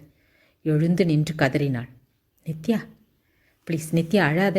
நெருங்கி அவன் மார்பில் முகம் புதைத்து கொண்டாள். எத்தனை நாள், இன்னும் எத்தனை நாளைக்கு தான் இந்த பயங்கரம் என்று அவள் கதற அவளை அணைத்து கொண்டு பதில் சொல்ல முடியாமல் அவன் கலங்கி நிற்க வெளியே வானம் மின்னியது. எங்கோ உருவான இடியோசை பயங்கரமாக உருண்டு புரண்டு வந்து படகை கடந்து தொலைவில் சென்று மறைந்தது. இரவு காற்று வேகம் அதிகரித்தது. பெரிய பெரிய அலைகளின் மோதலினால் படகு பயங்கரமாக ஆடி ஆடி அடங்கியது. மேலே கொம்பில் கட்டி பறக்கவிட்டு அவளது சிவப்பு நிற சட்டை ஓயாது பெய்யும் மழையில் நனைந்து துவண்டது. முகத்தை சிலீர் சிலீர் என்று தாக்கும் மழை நீரை முழங்கையால் தடுத்தவாறு ஏறி மேலே வரத் துவங்கிய அவளை பார்த்து கத்தினான். எங்க வர்ற? போவுள்ள. படகின் ஆட்டம் அதிகமாயிருக்கு. உறக்க கூவினாள். நங்கூரத்தை இறக்கிவிட. இறக்கி பார்த்துட்டேன், தரை படமாட்டேங்குது. அதுவும் இல்லாமல் புயல் வேகத்தில் நங்கூரை இறக்கி விடுறது நாட் அட்வைசபிள் கூவினான். நீ உள்ளே போயிடு. மாட்டேன் கெஞ்சி கதறினாள். நீ இறங்கி வா. உன்னை தனியாக மேலே இறக்கிவிட்டு என்னால் நிம்மதியாக இருக்க முடியல. ப்ளீஸ் இறங்கி வாயேன். கடலின் கொந்தளிப்பு பயங்கரமாக இருந்தது. கப்பலின் முதல் தள உயரத்திற்கு எழும்பிய அலையொன்று கப்பலை தாக்கியது. குமரா என்று அவளது அலறலை கேட்டதும் பாய்ந்து முதல் தளத்தில் குதித்தான். அவளை கடலுக்கு இழுத்து போகும் நீரிலிருந்து பிடித்து இரும்பு கிராதியுடன் இறுக அணைத்து கொண்டான். சரிந்து கடலுக்கு திரும்பும் தண்ணீரின் முயற்சி தோற்றது. காலின் கீழே தண்ணீர் வழிந்து போனதும் அவளை தூக்கி கொண்டு பாதாள கிடங்கு அறைக்கு போய் மேல் மூடியை இழுத்து மூடிக்கொண்டான். அவள் முகம் புய்தியினால் கருத்திருந்தது. முடிவே நெருங்கிட்டோம்னு நினைக்கிறேன் குமரன், பயமாக இருக்கு திணறினாள். அந்த மரச்சுவருக்கு அப்பால் ஆவேசமாக அரைந்த அலை ஒன்று படகை அதிர வைத்த வேகம் சரிந்து நழுவி வந்து அவன் மேல் மோதி இருவரும் தரையில் விழுந்தார்கள். அவன் மார்பில் முகம் புதைத்து இறுக அவள் அணைத்து கொள்ள அவளை தழுவிய அவன் கைகள் லேசாக பரவின, படர்ந்தன. அடுத்த அலையின் மோதலின் வேகத்தில் உருண்டபோது அவள் கீழேயும் அவன் மேலேயும் இருந்தார்கள். பார்த்தான் அவள் முகத்தில் பீதியுடன் மூடிக்கொண்ட விழிகளை, துடிக்கும் உதடுகளை. பார்த்து கொண்டே இருந்தவனின் முகம் மெல்ல நெருங்கியது, மேலும் நெருங்கியது. அந்த உதடுகளின் துடிப்பு சட்டென்று தடைப்பட்டது, சிறைப்பட்டது. தரையில் விரிந்து கிடந்த அவள் கைகள் மெல்ல எழுந்து அவன் முதுகில் படிந்தன, பரவின, அழுத்தி கொண்டன. வெளியே சீரும் புயலும் கொந்தளிக்கும் கடலும் அந்த படகை அலைகழித்து ஆவேசமாக அவர்களின் மோனத்தை கலைக்க முயன்று முயன்று தோற்று கொண்டிருந்தன. அத்தியாயம் 8. இங்கே நகரத்தில் ஹிராபஞ்சியில் மழை பெய்கிறதா என்று நாகராஜன் ஃபோனில் கேட்க, இல்லை என்றது ஒரு இனிமையான குரல். அந்த மழை இன்று வருகிறது என்றார் உற்சாகமாக. ஃபோனை வைத்துவிட்டு திரும்பியவர் வெளவெளத்து போனார். பார்வதி நின்றாள். மழையா? எங்கேங்க என்றாள். ரங்கராஜனை பற்றிய கிசுகிசு ஒன்று வந்தது. பிள்ளை போய்விட்டதாக எண்ணி வாய் மூடி மௌனியாக சோகம் காட்டும் மனைவியிடம் உல்லாசம் தேட முடியாத அவர் வெளியே சில தொடர்புகளை வைத்திருந்தார். அதை எப்படி இவளிடம் சொல்லுவதாம்? ஹிராபஞ்சியில் மழை பெய்கிறதா என்கிறது ஒரு சந்தேக வியாபார மொழி. இதை அடிக்கடி அந்த ரங்கராஜன் ஃபோனில் சொல்கிறானாம். அவன்தான் கேட்பானா? நான் கேட்க மாட்டேனா? அதானே, நமக்கு தெரியாத பிஸ்னஸா? விடாதீங்க என்றாள் பார்வதி உற்சாகமாக. அது வியாபார மொழி அல்ல, விபச்சார சங்கேத மொழி என்பது பாவம் அவளுக்கு எப்படி தெரியும்? மழை, விடாத பேய் மழை, புயல் சூறாவளி காற்றின் வேகத்தை தாக்கு பிடிக்க முடியாத கடல், அரை தென்னை மர உயரத்திற்கு எழும்பிய அலைகள் பயங்கரமாக பாய்ந்து தீவுக்கரை நெடுந்தூரம் வரை வந்து போகும் கோரம் மக்களை மிரட்டியது. சூனியக்காரனின் முகத்தில் தவிப்பு தெளிவாக தெரிந்தது. தலைவரே, புயலை நிறுத்துங்கள், அலைகளின் பயங்கரத்தை தொடுங்கள், தெய்வத்தை கூப்பிடுங்கள் என்று ஓயாது நச்சரிக்கும் கூட்டத்தை திரும்பி பார்த்தான். சூழ்நிலை அவனை யோசிக்க வைத்தது. என் இஷ்டம் போல ஆட்டி வைத்த இந்த ஆட்டு மந்தை கூட்டம், எதிர்த்து பேச நினைத்தும் பாராது என் விருப்பத்தை அப்படியே நிறைவேற்ற தயங்காத இந்த மக்கள் கும்பல், என்னை எதிர்க்க துணியும் சின்ன தூசையும் அவர்களை கொண்டே நசுக்க வைத்த இந்த அப்பாவி மக்கள், இந்த இயற்கையின் சீற்றத்துக்கு எதிராக போராடச் சொல்லி என்னை இன்று அழைக்கிறார்கள். செய்ய வேண்டும், எதையாவது செய்தே ஆக வேண்டும். இல்லாவிட்டால் இவர்களின் நம்பிக்கையை இழந்துவிடும் பயங்கரம் இருக்கிறது. ஆனால் சீரம் சூறாவளி காற்றாக பயங்கர கடல் அலைகளாக தீவையே விழுங்க காத்திருக்கும் கடல் அன்னையை எப்படி அழைப்பேன்? அவள் சீற்றத்தை தனி மனிதனாக எப்படி தணிப்பேன்? மயிலிறகு துடப்பத்தை எடுத்துக்கொண்டான். கொட்டும் மழையில் வெளியேறி நடக்க ஆரம்பித்தான். பீதியுடன் மழையில் நனைந்தவாறு மக்கள் கூட்டம் அவனை பின்தொடர்ந்தது. மலையேறி சென்று கடலை நோக்கி முன்னேறி நிற்கும் பாறையில் நடந்து முனைக்கு சென்று நின்றான். கம்பீரமாக நிமிர்ந்து நின்ற அவனையும் மண்டியிட்டு அமர்ந்து கொண்ட மக்களையும் தள்ள முயன்று முயன்று தோற்று கொண்டிருந்தது புயல் காற்று. கண்களை சற்றென்று அகலமாக திறந்தான். கைகளை உயர்த்தி பரப்பினான். உரத்த குரலில் கூவினான் கம்பீரமாக, ஆணையிட்டுச் சொல்கிறேன், ஆர்ப்பரிக்கும் கடல் அலைகளை அடங்கி விடுங்கள். வெறி பிடித்து சுழன்று வீசும் கடற்பேயே அடங்கிப்போ. தீவு மக்களின் தலைவன் சொல்கிறேன், சூனிய உலகத்தின் தலைமகன் எச்சரிக்கிறேன், நான் தேவனை அழைப்பேன். மின்னல் கோடுகள் வானை கிழித்து காட்டின. இடி ஓசை வெடித்தது. தெய்வமே வா! மழையின் ஓசையை புயலின் ஓதல் காற்றையும் மீறி கம்பீரமாக ஒலித்தது அவன் குரல். அப்பாவி மக்களுக்காக உன்னை அழைக்கிறேன். தெய்வமே, கொந்தளிக்கும் கடல் அலைகளை அடக்கு. தேக்கு மரத்தேரிலே மிதந்து வா. கண்களை மூடிக்கொண்டான். சற்று பொறுத்து சொன்னான், தீவு மக்களே, என் குழந்தைகளை, பயப்படாதீர்கள். என் குரல் தேவனுக்கு கேட்கிறது. புறப்பட்டு விட்ட தெய்வம் வருகிறது. இஷ்ட தேவதையாக ஒரு அழகு தேவதையுடன் கடல் தேரில் ஏறி தெய்வம் வருகிறது. இந்த சூழ்நிலையில் அமைதி திடீரென்று கலைந்து ஆரவார கூச்சல் எழவே சட்டென்று கண்களை திறந்து பார்த்தான். அதோ அதோ என்று ஒருவன் சுட்டிக்காட்டிய திசையில் பார்த்து திகைத்தான். மின்னல் ஒளியில் தெரிந்து தெரிந்து மறைந்தது ஒரு சின்ன கப்பல். கூட்டத்தை விலக்கி தள்ளி முன்னால் வந்து நின்று பார்த்தான். விழித்தான். இதென்ன விபரீதம்! இவர்களை ஏமாற்ற ஏதோ சொல்லப்போக இதென்ன நிஜமாகவே ஒரு கப்பல் வருகிறது? இது ஏது என்று பார்த்தான். பார்த்து கொண்டே நின்றான். வேகமே இல்லாமல் அலைகளின் தாளாட்டிலே தள்ளாடியவாறு வருகின்ற அந்த கப்பல் இருட்டிலே தெரிந்து தெரிந்து மறைந்தது. விடிந்தது. அவள் கண் விழித்த போது அவன் அணைப்பில் இருந்தாள். தனக்குள் மாறுதலை உணர்ந்தாள். வருத்தமோ கோபமோ வரவில்லை. பதிலுக்கு வெட்கம்தான் வந்தது. பக்கத்தில் மிக நெருக்கத்தில் இருக்கும் அவனை பார்த்தாள். இந்த ஆண் அழகனையா காரணமின்றி வெறுத்தேன்? மெதுவாக அவன் முன்னுச்சி மயிரை ஒதுக்கிவிட்டாள். அது மீண்டும் பிடிவாதமாக வந்து நெற்றியில் விழவே சிரித்து கொண்டாள். கவனித்தாள். ராத்திரி பேயாட்டம் ஆடிய படகு இப்போதுன்னு அசையாமல் இருக்கிறது. அவசரமாக அவன் கையை விலக்கிவிட்டு எழுந்து சென்று ஜன்னலை திறந்தாள். குளிர குளிர வீசிய காற்றும் சின்ன சின்ன பறவைகளின் படபடப்பும் அவளை வியக்க வைத்தன. அதற்கும் மேலாக தொலைவில் கேட்கும் மனித குரல்கள். எத்தனை நாளாகிறது கேட்டு? குமரன், குமரன்! அவசர அவசரமாக அவனை எழுப்பினாள். எழுந்திருங்க, ஏதோ கரையை நெருங்கிட்டோம்னு நினைக்கிறேன். எழுந்திருங்களேன் ப்ளீஸ்.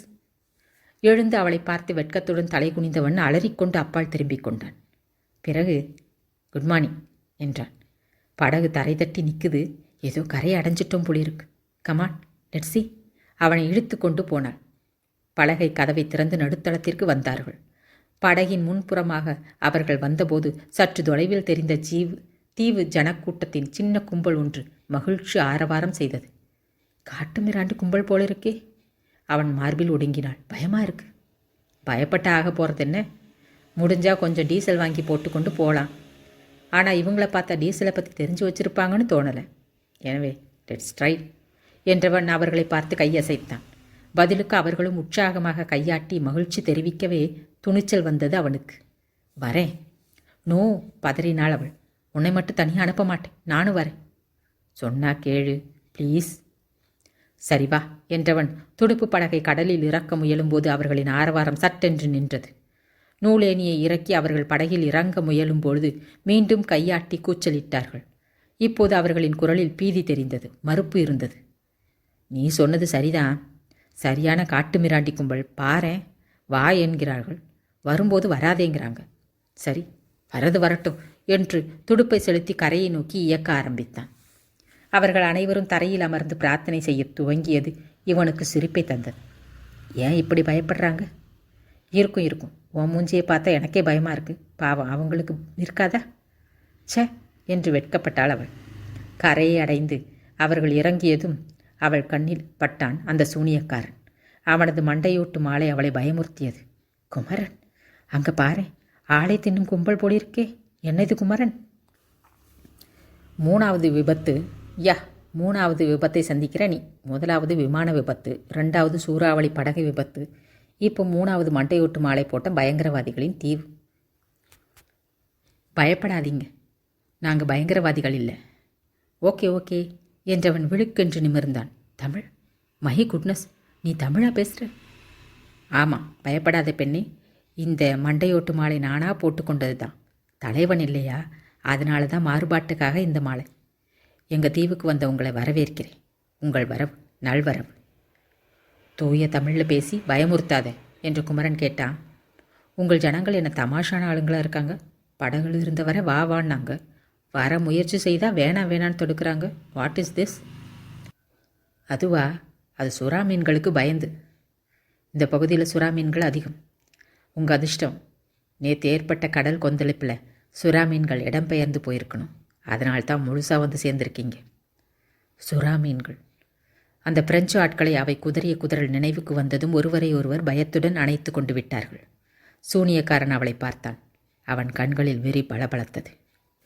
உங்களுக்கு தெரியாது, நேற்று இரவு அவர்களுக்கு ஆறுதலாக இருக்கட்டுமேனு ஒரு தேவன் வருகிறான். இஷ்ட தேவதையாக ஒரு அழகு தேவதையோடு கடல் தேரில் வருகிறான் என்றேன். பொய்யாகத்தான். மெய்யாகிவிட்டது பெண்ணே, நீ ஒரு அழகு தேவதைதான்.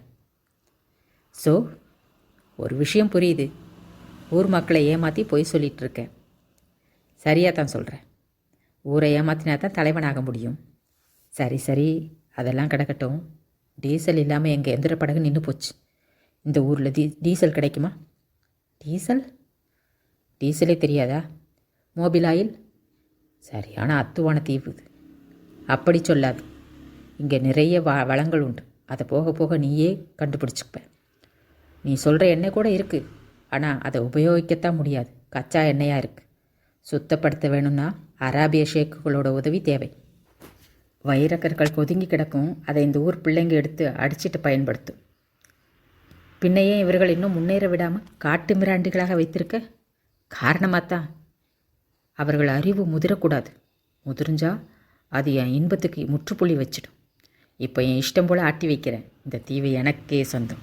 தீவில் இருக்கும் அனைத்தும் எனக்கே சொந்தம், பெண்கள் உட்பட. துணுக்கெற்று அவனை திரும்பி பார்த்தாள் நித்யா. அவன் கண்களில் இருந்த வெறியை புரிந்து கொண்டாள். குமரனோடு ஒடுங்கினாள். ரகசியமாக சொன்னாள், நீ சொன்னது சரி. என்னை பொறுத்த வரைக்கும் இது 3வது விபத்து தான். அத்தியாயம் 9. இங்கு நகரத்தில்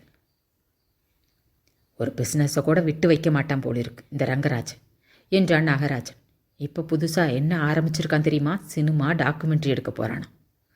சும்மாவா விட்டீங்க என்று எழுந்து நின்றாள் பார்வதி. உடனே ஆரம்பிக்க வேண்டியது தானே. விடுவேனா? ஒரு பெரிய டைரக்டரை பேசி முடிச்சிட்டேன். அடுத்த மாதம் ஷூட்டிங் ஆரம்பம். அவன் என்னடி உள்ளூரில் சந்தையும் பொந்தையும் படம் எடுக்கிறான். நான் வெளிநாட்டுக்கு போக போகிறேன். பேர் கூட வச்சாச்சு தெரியுமா? தனியே இயங்கும் தனி உலகங்கள். எப்படி? அவர் போனது முணுமுணுத்தாள் பார்வதி. பேரே நல்லா இல்லை. கடைசியில் அந்த டைரக்டரும் நீங்களும் தனியாக உட்காந்து தான் பார்க்க போகிறீங்க. வீட்டுக்கு வெளியே வந்த குமரன் முகம் சினுங்கினான். உள்பக்கமாக பார்த்து, நித்யா, வெளியே வந்துடாது, ஒரு அரை மனுஷன் வந்திருக்கான் என்றவுடன் அவனை கூப்பிட்டான். இங்கே வா. நெருங்கி வந்த அந்த பையனுக்கு வயது 15வது இருக்கும். பிறந்த மேனியாக நின்றான். ஏண்டா, எருமக்கடை மாதிரி வயசாகுது, இன்னும் வெட்கம் வரல? ஒரு நிஜார் போட்டிருக்கூடாதா? நிஜார்? நிஜாரே தெரியாதா? இதையெல்லாம் மற்றவங்க பார்க்கக்கூடாதுடா. பார்த்தா அசிங்கம், வெட்கம். வெட்கம் கேள்வியாக கேட்டுட்ரு என்றவன் புறப்பட்டான். நித்யா, நான் கொஞ்சம் வெளியே போயிட்டு வரேன் என்று கூறியவன் அந்த பையனை பார்த்து, நட, உனக்கு ட்ரெஸ் எடுத்து தரேன், போட்டுக்கிறியா? புரியாத நிலையிலேயே தலையாட்டிவிட்டு அவனோடு நடந்தான் அந்த பையன். கொஞ்சம் தீவு ஆட்களை அழைத்து கொண்டு கடற்கரைக்கு வந்து நின்றான். மணல் அரிப்பினால் இயந்திர படகு இன்னும் கொஞ்சம் நெருங்கி வந்திருந்தது. ஒரு சின்ன வேலை. குமரன் கேட்டான். செய்கிறீங்களா? செய்கிறோம் தேவனே. முதலில் இந்த தேவனேங்கிறது நிறுத்து. சுற்றிலும் பார்த்தான். எங்கே உங்கள் தலைவன்? தூங்க போயிட்டார். ஒரு ஆள் சொன்னான். காலையில் தான் வருவார். அவரை அனுமதி கேட்க வேண்டாமா? வேண்டாம் தேவனே, நீங்கள் சொன்னாலே போதும். சரி, என்னோட அந்த கப்பல் வரை வாங்க. பேசியவாறே நடந்தான். தூக்கம் வராமல் புரண்டு கொண்டிருந்தாள் நித்யா. வாசலில் சலசலப்பு கேட்டதும் திரும்பி பார்த்தாள். இங்கே இப்படி இப்படி உடைங்க என்று குமரன் குரல் கேட்டது. என்ன அங்கே ரோதனை என்றாள் உறக்க. வெளியே வந்துடாது, நிறைய அரை மனிதர்கள் இருக்காங்க. என்ன அழவுது, அரை மனிதர்கள் என்றவாறு எழுந்தவள், ஆடை இல்லாதவன் அரை மனிதன் என்று அவன் குரல் கேட்டதும் சற்றென்று படுத்து முந்தானையால் முகத்தை மூடிக்கொண்டு விட்டாள். படார் படார் என்று இரும்பு பட்டைகள் முறியும் ஓசையும் ஆட்களின் கூச்சலும் கேட்டவாறு இருந்தது. எதை போட்டு அப்படி உடைக்கிறியா என்றாள் உறக்க. கப்பலில் இருந்த கார்மெண்ட் பார்சல்கள் எல்லாத்தையும் தூக்கிட்டு வந்துட்டேன். இவங்களை எல்லாம் முழு மனுஷங்களாக்க போகிறேன். ஐயோ, அதையெல்லாம் ஏன் இங்கே தூக்கிட்டு வந்த? பயப்படாத நித்யா, இது ஃப்ரீ போட். கஸ்டம்ஸ் தொல்லையெல்லாம் கிடையாது. தவிர தர்மம் தலை காக்கும் இல்லையா? உற்சாகமான கூச்சல் கும்பலாக கேட்டது கொஞ்ச நேரத்திற்கெல்லாம். யூ நித்யா, வெளியே வா. ஐயோ, நான் மாட்டேன், பதறினாள். சி, எல்லாரையும் முழு மனுஷங்களா ஆக்கிட்டேன். அந்த பாவிங்க வாங்கி வச்ச ரெடிமேட் துணி எல்லாம் இதுங்களுக்காகவே தச்ச மாதிரி இருக்கு. என் வேலை முடிஞ்சுது. இப்போ உன் வேலை. பொண்ணுங்களுக்கு ட்ரெஸ் மாட்டி விடு. நீ வரல, அவங்களுக்கும் நானே மாட்டி விட்டுருவேன். வேணாம், நானே வரேன். அவசரமாக எழுந்தாள். அட, இப்படி வேற ஆடை இருக்கா? சக்கி, அதட்டினான் சூனியக்காரன். சக்கி திரும்பவில்லை. அந்த மரவட்டின் ஜன்னல் வழியாக கடலை பார்த்தாள். எதையோ தேடினாள். கண்கள் நிலைகுத்தி நின்றிருந்தன. சக்கி அவளை முரட்டுத்தனமாக பிடித்து இழுத்து திருப்பினான். ஓங்கி ஒரு அறை விட்டு தரையில் தள்ளினான். எத்தனை தடவை சொன்னேன், கடவுளுக்கு பலி கொடுத்த குழந்தையே தேடாதேன்னு. சக்கி, உனக்கேன் புரிய மாட்டேங்குது? அழுத்து கொண்டான். வர வர தீவு மாறுகிறது. என் பேச்சுக்கு எதிர்ப்பு தெரிவிக்காமல் இருந்த ஆட்டு மந்தை கூட்டத்தில் சக்கி, நீ வித்தியாசமானவளாக இருந்த. உன்னால் ஊர் முழிச்சுக்கிற அபாயம் இருக்குது. அதனால தான் ஊர் கண்ணிலிருந்து உன்னை அப்புறப்படுத்தியிருக்கேன். மாறு சக்கி, மாறிடு. இல்லைன்னா உன்னை உலகத்திலிருந்தே அப்புறப்படுத்தி விடுவேன், ஜாக்கிரதை. கோபமாக திரும்பி அவளை பார்த்தவன் கண்கள் பளபளத்தன. அதிலிருந்து ஆவேசம் அகல அகல அந்த இடத்தில் வெறி வந்து குடியேற ஆரம்பித்தது. மெல்ல நெருங்கி வந்து அமர்ந்தான். ஆனால் அது முடியாது. பளபளக்கிற இந்த கருப்பு சொக்க தங்கத்தை இழக்க எனக்கு மனசு வராது. அவள் மரவட்டையாக அசையாமல் இருக்க அவன் மட்டும் படர்ந்தான், இயங்கினான். படப்பிடிப்பு முடிய இரவு நேரமாகிவிட்டது. ஏவிஎம்மிலிருந்து வெளியேறிய ரங்கராஜனின் கார் வாகினியை கடக்கும்போது கேட்டார், மேனேஜர், அந்த பாவியோட படம் வாகினியிலேயே தயாராகுது? இல்லையே சார். பின்ன அவன் ப்ரொடக்ஷன் மேனேஜர் மோட்டார் பைக்கில் ஸ்டூடியோக்குள்ளே போகிறத பார்த்தேனே. லாபரேட்டரிக்கு போனாரோ என்னவோ. அவர் படம் பூரா அவுட்டோர் தான். முதல் ஷெட்யூல் போயிட்டு வந்துட்டாங்க. நேற்று மறுபடியும் கிளம்பி இருக்கிறதா கேள்வி. அவுட்டோரில் பயங்கர அனுபவங்கள் ஏற்பட்டிருக்கான் அந்த பிஎம் சொன்னார். அவனையே நீ பார்த்த? மன்னிக்கணும் சார், எதிராளி மட்டும் இல்லை, அவன் எனக்கு பங்காளியும் கூட, என் சகலப்பாடி. அதுவும் இல்லாமல் எதிராளி வீட்டு சங்கடங்களை தெரிஞ்சு வச்சுக்கிறதுல சுவாரஸ்யமும் கூட இருக்குது. ரங்கராஜனுக்கும் சுவாரஸ்யம் பிறந்தது. என்ன விஷயமா என்றார் அவளுடன். மறுநாள் காலை மர வீட்டுக்கு வெளியே வந்த சூனியக்காரன் திகைத்து போனான், வியந்தான். நேற்று வர அரை நிர்வாணமும் முக்கால் நிர்வாணமுமா தெரிஞ்சுக்கிட்டு இருந்தவங்க யார் இப்படி முழு உடைகளை மாட்டிவிட்டது அவங்களுக்கு? விசாரித்தவன் குமரனை தேடினான். உன்னை யார் இவர்களை மாற்றச் சொன்னது? யாரை கேட்டு மாற்றினாய் என்று கத்தினான். புரிந்துவிட்டது. உன்னை மறந்துட்டேனா? இரு என்ற குமரன் உள்ளே போய் கொஞ்சம் பேண்ட்டுகளையும் ஸ்லாக்குகளையும் கொண்டு வந்து அவன் கையில் வைத்தான். ஒரு சட்டையை அவன் மார்பில் விரித்து வைத்து பார்த்தான். தட்ஸ் இட், உனக்கு ரொம்ப அழகாக இருக்கு. முதல்ல இந்த மண்டையோட்டு மாலையை தூக்கி எறி என்று அதை கலட்டு போன குமரன் திடுக்கிட்டு போனான். குமரனை முரட்டுத்தனமாக தள்ளிவிட்டு துணிகளை தூக்கி எறிந்தான் அந்த சூனியக்காரன். இந்த மாலையை கலற்ற வேண்டுமானால் நீ என்னை ஜெயித்து கொள்ள வேண்டும், புரிகிறதா முட்டாளே? அப்போதுதான் இந்த தீவுக்கு தலைவனாக முடியும். இதுதான் இந்த தீவு எலெக்ஷனா? வியந்தான் குமரன். எங்கள் ஊரில் எலெக்ஷன்னா தொண்டர்கள் தான் அடிச்சுக்கிட்டு சாவாங்க.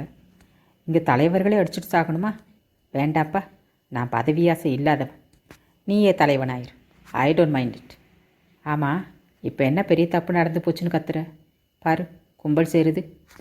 இது கும்பல் இல்லை, ஆட்டு மந்தை. திமிருடன் நெஞ்சை நிமிர்த்தினான் அந்த சூனியக்காரன்.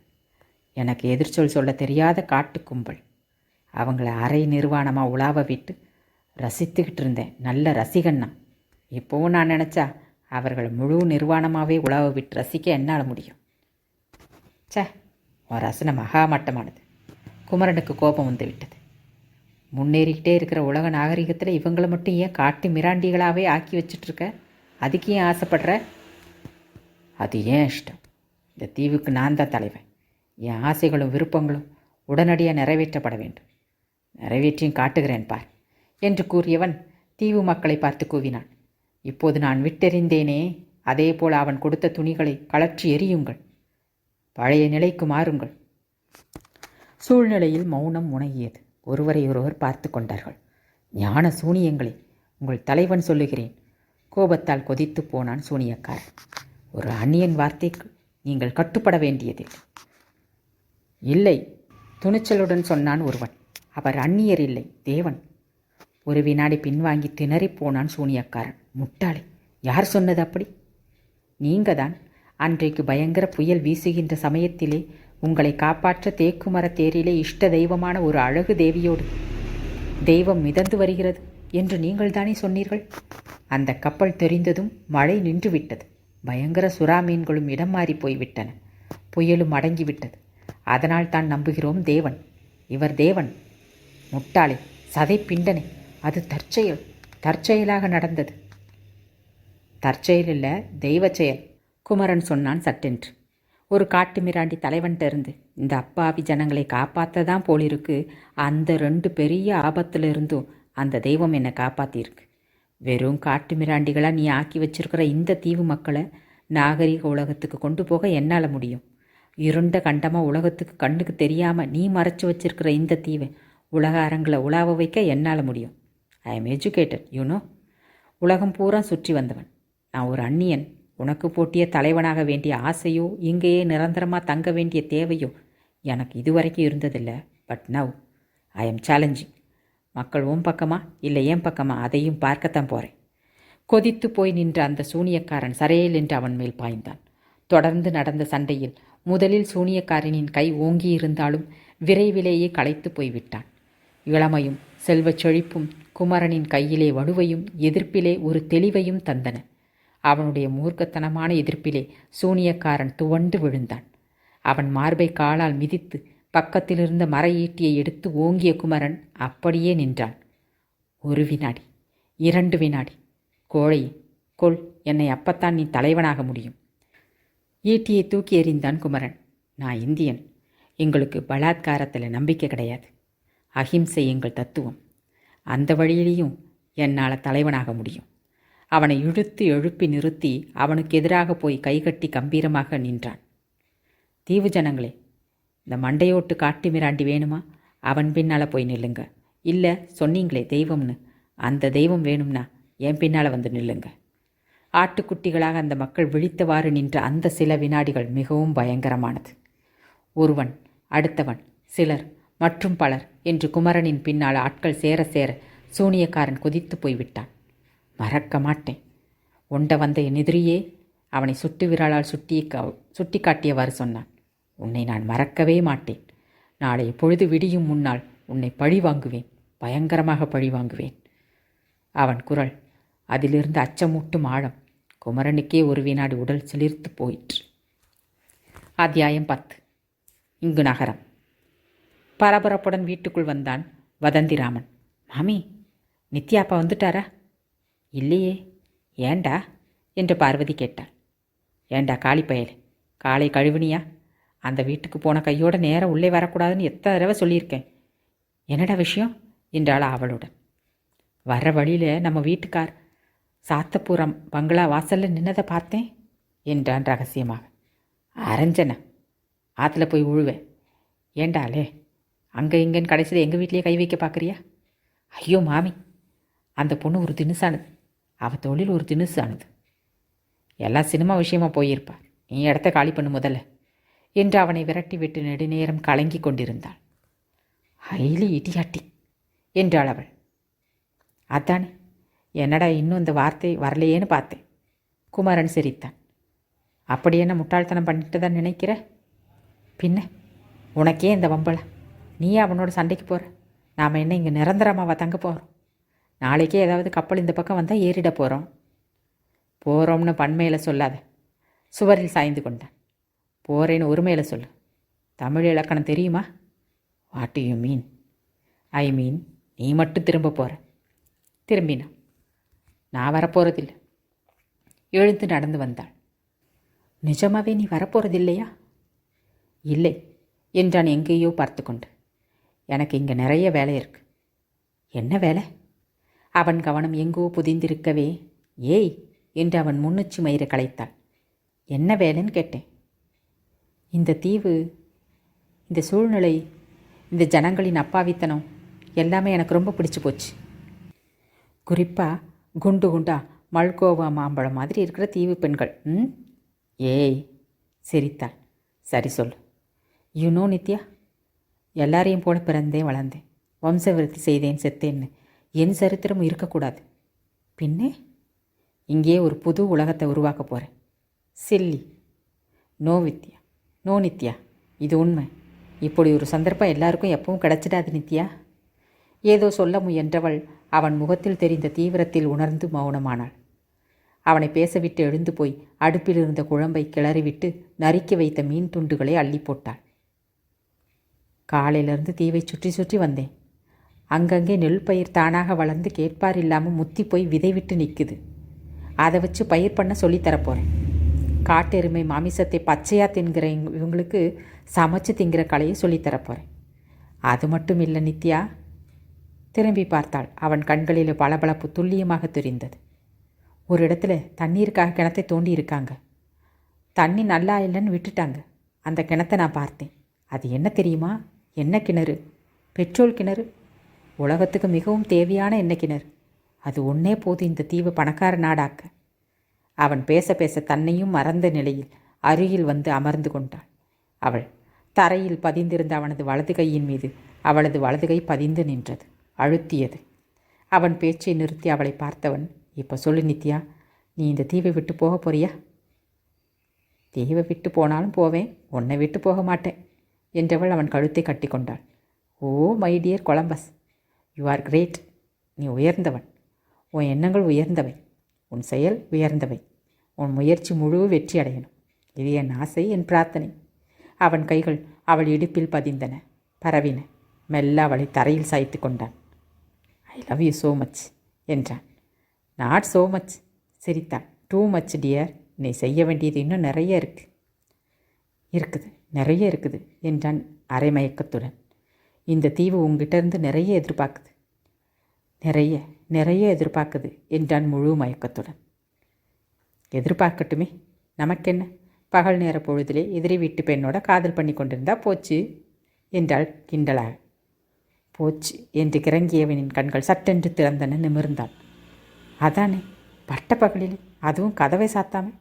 நான்சென்ஸ், நான் கொஞ்சம் வெளியே போயிட்டு வரேன், நீ மீன் குழம்பை கவனி போ. அவள் சிரிக்க சிரிக்க கண்ணடித்து விட்டு வெளியே ஓடினான் குமரன்.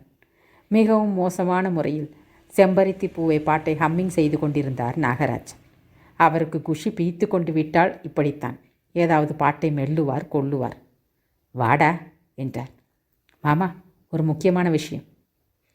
சீக்கிரம் சொல்லி தொலை, எனக்கு போகணும். சாத்தபுரம் பங்களாவுக்கு தானே? அட உளவாழப்பாளே, உனக்கு தெரியாத ரகசியம் ஒன்று கூட கிடையாதா? இதை விட பெரிய ரகசியத்தை சொல்ல போகிறேனாக்கும். அதுக்கு முன்னால் ஒன்று சொல்கிறேன். சாத்தபுரம் பங்களாவுக்கு போங்க, நான் வேணாங்களே.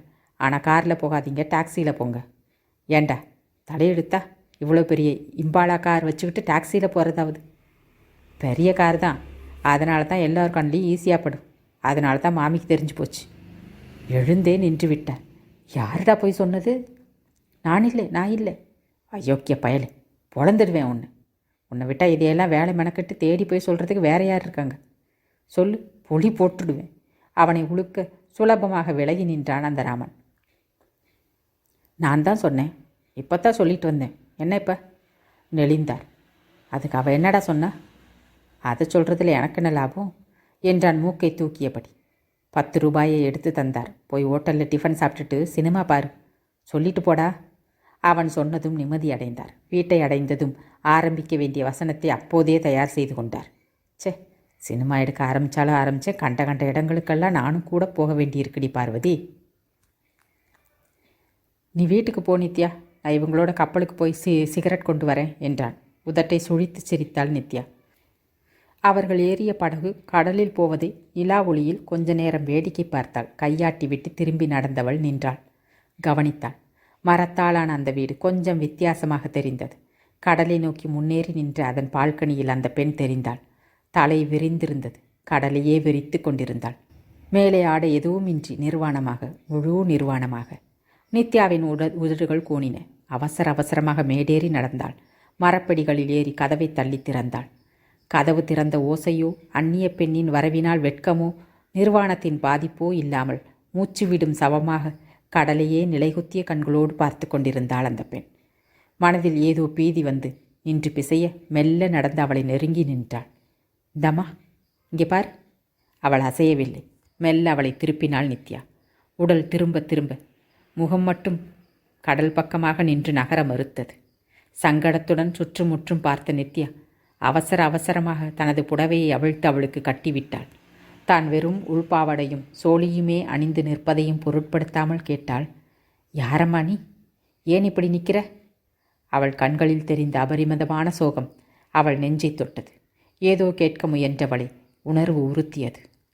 பார்க்கிறார்கள், யாரோ முதுகையை உற்று பார்க்கிறார்கள். சட்டென்று திரும்பி பார்த்தவள் திடுக்கிட்டு போனாள். மேலாக்கு இல்லாத மார்பை 2 கைகளாலும் பொத்திக்கொண்டு, நீயா என்றாள் பீதியுடன். கதவு நிலைப்படியில் 2 கைகளாலும் தாங்கிக் கொண்டு வாய்விட்டு பயங்கரமாக சிரித்தான் அந்த சூனியக்காரன். அவன் சிரிப்பு மரச்சுவர்களில் மோதி வெளியே சென்று பாறைகளில் மோதி எதிரொலித்து தேய்ந்தது. பழிக்கு பழி. கதவை படார் என்று சாத்தி தாளிட்டான். என்னை அவமானப்படுத்தி அந்த அயோக்கியனை கதற வைக்கப் போகிறேன். எந்த உடலை தொட்டு ரசித்தானோ அந்த உடலை துண்டு துண்டாக கூடையிலே போட்டு அவனுக்கே பரிசாக தரப்போகிறேன். அவன் பாய்ச்சலுக்கு தப்பி நகர்ந்து கொண்டாள். அவன் விடாமல் துரத்தி கொண்டு 2 கைகளாலும் முரட்டுத்தனமாக பிடித்ததும் அலறினாள், திமிரினாள். விடு, என்னை விடு என்று அவள் போராடுவதை பார்த்து ரசித்தான். நீ பயப்படாதே, அழகி நீ. நான் அழகை ஆராதிப்பவன், ஒரு நல்ல ரசிகன். உன்னை அவ்வளவு சீக்கிரம் அடித்து விட மாட்டேன். உன்னை அணுவாக ரசித்து பிறகுதான் கொஞ்சமாக வெட்டுவேன். பயங்கரமாக சிரிப்புடன் அவளை கீழே தள்ளி மேலே விழுந்தான். அவள் அலற அலற அவள் ரவிக்கியை சரையல் என்று அவன் கிழித்து எறிந்தபோது, காப்பாத்துக்க, யாராவது என்னை காப்பாத்துங்களேன் குமரா என்று நித்யா அலறும்போதுதான் ஒரு அதிசயம் நிகழ்ந்தது. நிலை குத்திய கண்களுடன் கடலையே வெறித்து பார்த்து கொண்டிருந்த அந்த சக்கியின் தலை சாவி கொடுத்த பொம்மை போல மெல்ல திரும்பி பார்த்தது. அவளது இடுங்கிய கண்கள் விரிய விரிய அதிலிருந்த சோகமும் சூனியமும் மறைய மறைய கோபமும் கொலைவெறியும் பளீரென்று தெரிய ஆரம்பித்தன. விறுவிறுவென்று நடந்து வந்தவள் நித்யாவின் மேல் படர்ந்திருந்த சூனியக்காரனின் மண்டையோட்டு மாலையோடு அவனையும் சேர்த்து இழுத்து போட்டாள்.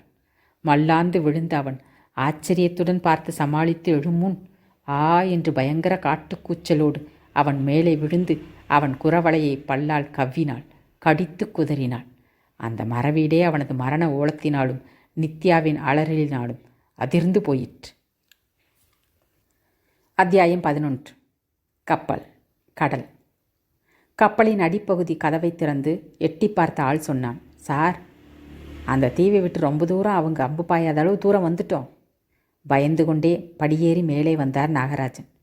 காட்டு மிராண்டி பசங்க எப்படியே அம்பு எறிவானுங்க, அவங்கள பிடிக்க வரோன்னு பயந்துருப்பாங்க. டைரக்டர் சிரித்தார். ஷூட்டிங்னா இப்படியெல்லாம் பயங்கரம் வரும். கேமராமேனுக்கும் அசிஸ்டண்ட்டுக்கும் பம்பு பாஞ்சதே இருக்காங்களா? இருக்காங்க, பேண்டேஜ் போட்டுட்டோம். உயரத்தில் ஆள் அழைப்பதை கேட்டு நிமிர்ந்தான் டைரக்டர். என்னப்பா, தீவு தெரிஞ்சுதா என்று தூரதிருஷ்டி கண்ணாடியால் பார்த்தார். வரேன் என்று பாதாள அறைக்கு ஓட முயன்றவரை தடுத்து நிறுத்தினார் டைரக்டர். பயப்படாதீங்க சார், அந்த தீவு ஜனங்க நாகரிகமாக ட்ரெஸ் பண்ணிக்கிட்டு இருக்காங்க. ஒரு பொண்ணு ஜீன்ஸ் கூட போட்டிருக்கு என்றார் கண்கள் பளபளக்க. 6 மாதங்களாகிவிட்டன. விளையாட்டு போல தீவுவாசிகளுக்கு அவர்களை பிடித்து போயிருந்தது. புது தலைவனுக்காக பெருமைப்பட்டார்கள். அவன் சொன்னபடி நடந்து கொண்டார்கள். பெரிய அளவு நிலத்தை அவன் தலைமையில் கொத்தி எடுத்தார்கள். பாறைகளை புரட்டி தள்ளினார்கள். நீர் பாய்ச்சினார்கள். நெல் விதைத்தார்கள். இவங்க ஒற்றுமையும் உழைப்பையும் பார்த்து உலகமே ஆச்சரியப்படணும். குறிப்பாக உங்கள் அப்பா அம்மாவும் எங்கள் அப்பா அம்மாவும். நித்யா சிரித்தாள்.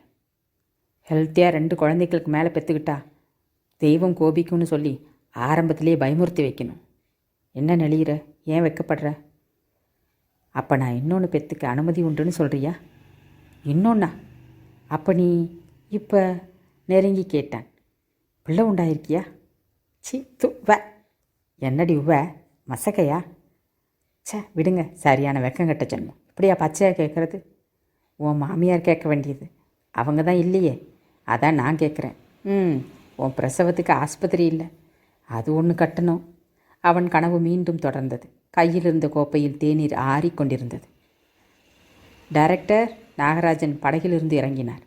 படகு பக்கத்திலே நீச்சல் அடித்து வந்த ஆள்கிட்ட விசாரித்தேன். அவங்க யாருக்கும் இங்கிலீஷ் புரியல. ஹிந்தியும் பேசி பார்த்துட்டேன். உங்கள் யாருக்காவது ஃப்ரெஞ்சு வருமா? ஈரம் சொட்ட சொட்ட படகு அருகே வந்த நீச்சல் ஆள் சொன்னான். எங்களுக்கும் ஃப்ரெஞ்சு வராதே. சும்மா இரியா என்று அதட்டி விட்டு திரும்பிய நாகராஜன் தலை மீண்டும் விழுக்கென்று திரும்பிக் கொண்டது. நீயா பேசின? தமிழ்லையா பேசின என்றார் வியப்புடன். ஆமாம் ஐயா, உங்களுக்கு தமிழை விட்டால் வேறு பாஷை தெரியாது. எங்கள் தெய்வம் இப்போ தான் கொஞ்சம் கொஞ்சமாக இங்கிலீஷ் சொல்லி தருது. Good morning sir. நாகராஜனுக்கு குஷி பெய்த்து தள்ளியது. வெரி குட் டைரக்டர், இவங்களை வச்ச மீதி படத்தை இங்கேயே எடுத்துடுங்க என்றார் உற்சாகமாக. இருங்க சார். ஏன்பா, தெய்வம் இங்கிலீஷ் சொல்லி தரதா சொல்லியே, உங்கள் இங்கிலீஷ் வாத்தியார் பேர் தெய்வமா? இல்லை சுவாமி, நிஜமாவே தெய்வந்தான். புயலில் மாட்டிக்கிட்ட எங்களை பாதுகாக்க மரத்தாளான கடல் தேரில் ஏறி வந்த தெய்வம். டைரக்டர், உம்மை கதையை விட இந்த கதை நல்லா இருக்கும் போல இருக்கு. சும்மா இருங்க சார் என்று டைரக்டர் ஆணையிட்டார். கேமராவை இறக்குங்க. கேமராவும் ரிஃப்ளெக்டர்களும் இறங்கின. கேமராமேன் மார்பில் கருப்பு கயிறுடன் இறங்கினார். என்னப்பா, ரெடியா? கொஞ்சம் இருங்க சார், உதவி கேமராமேன் சொன்னார். ஃபிலிம் ரன் அவுட் ஆயிடுச்சு. அதை கவனிக்க இவ்வளோ நேரமா? கையில் அம்பு குத்திய இடத்தின் வழியால் அவர் முகம் சுணுங்கியது. சீக்கிரம் ஆகட்டும், வெயில் போகிறது பார். உதவியாளர் ஃபிலிம் சுருள் டப்பாவை கவனமாக மூடி வெளியே எடுத்து வைத்து புது சுருளை மாற்றுவதையும் தீவு பிள்ளைகள் நெருங்கி வந்து வேடிக்கை பார்ப்பதையும் பார்த்து கொண்டிருந்தவர் திடீரென்று அலறினார். ஏய், பிடி பிடி அவனை! டைரக்டரும் நாகராஜனும் திரும்பி பார்த்து அதிர்ந்து போனார்கள். டேய் என்று அவர்கள் பாயும் முன் ஒரு சின்ன பையன் கீழே வைத்த கருப்பு தோள்பட்டியை திறந்து ஃபிலிமை இழுத்து கொண்டு ஓட ஆரம்பித்தான். போச்சு போச்சு, அவஸ்தைப்பட்டு அவதிப்பட்டு எக்ஸ்போஸ் செய்த ஃபிலிம் எல்லாம் போச்சு. ஏன் அதை கீழே வச்ச? உதவியாளர் திணறினார். அது மட்டும் இல்லை சார், நீங்கள் பண்ண கலாட்டாவில் நான் திடுக்கிட்டு போய் எதையோ என்னவோ பண்ண போய் இந்த ஃபிலிமு வெளிச்சம் பட்டு ஃபேக் ஆயிடுச்சு சார். அவரை அடிக்க கையை ஓங்க கேமராமேன் வழி பொறுக்க முடியாமல் அலறினார். என்ன அக்கிரமம் இது? நாகராஜன் அலறினார். கேட்பார் இல்லையா? ஏ மேன், போய் உன் தலைவனை கூப்பிடு.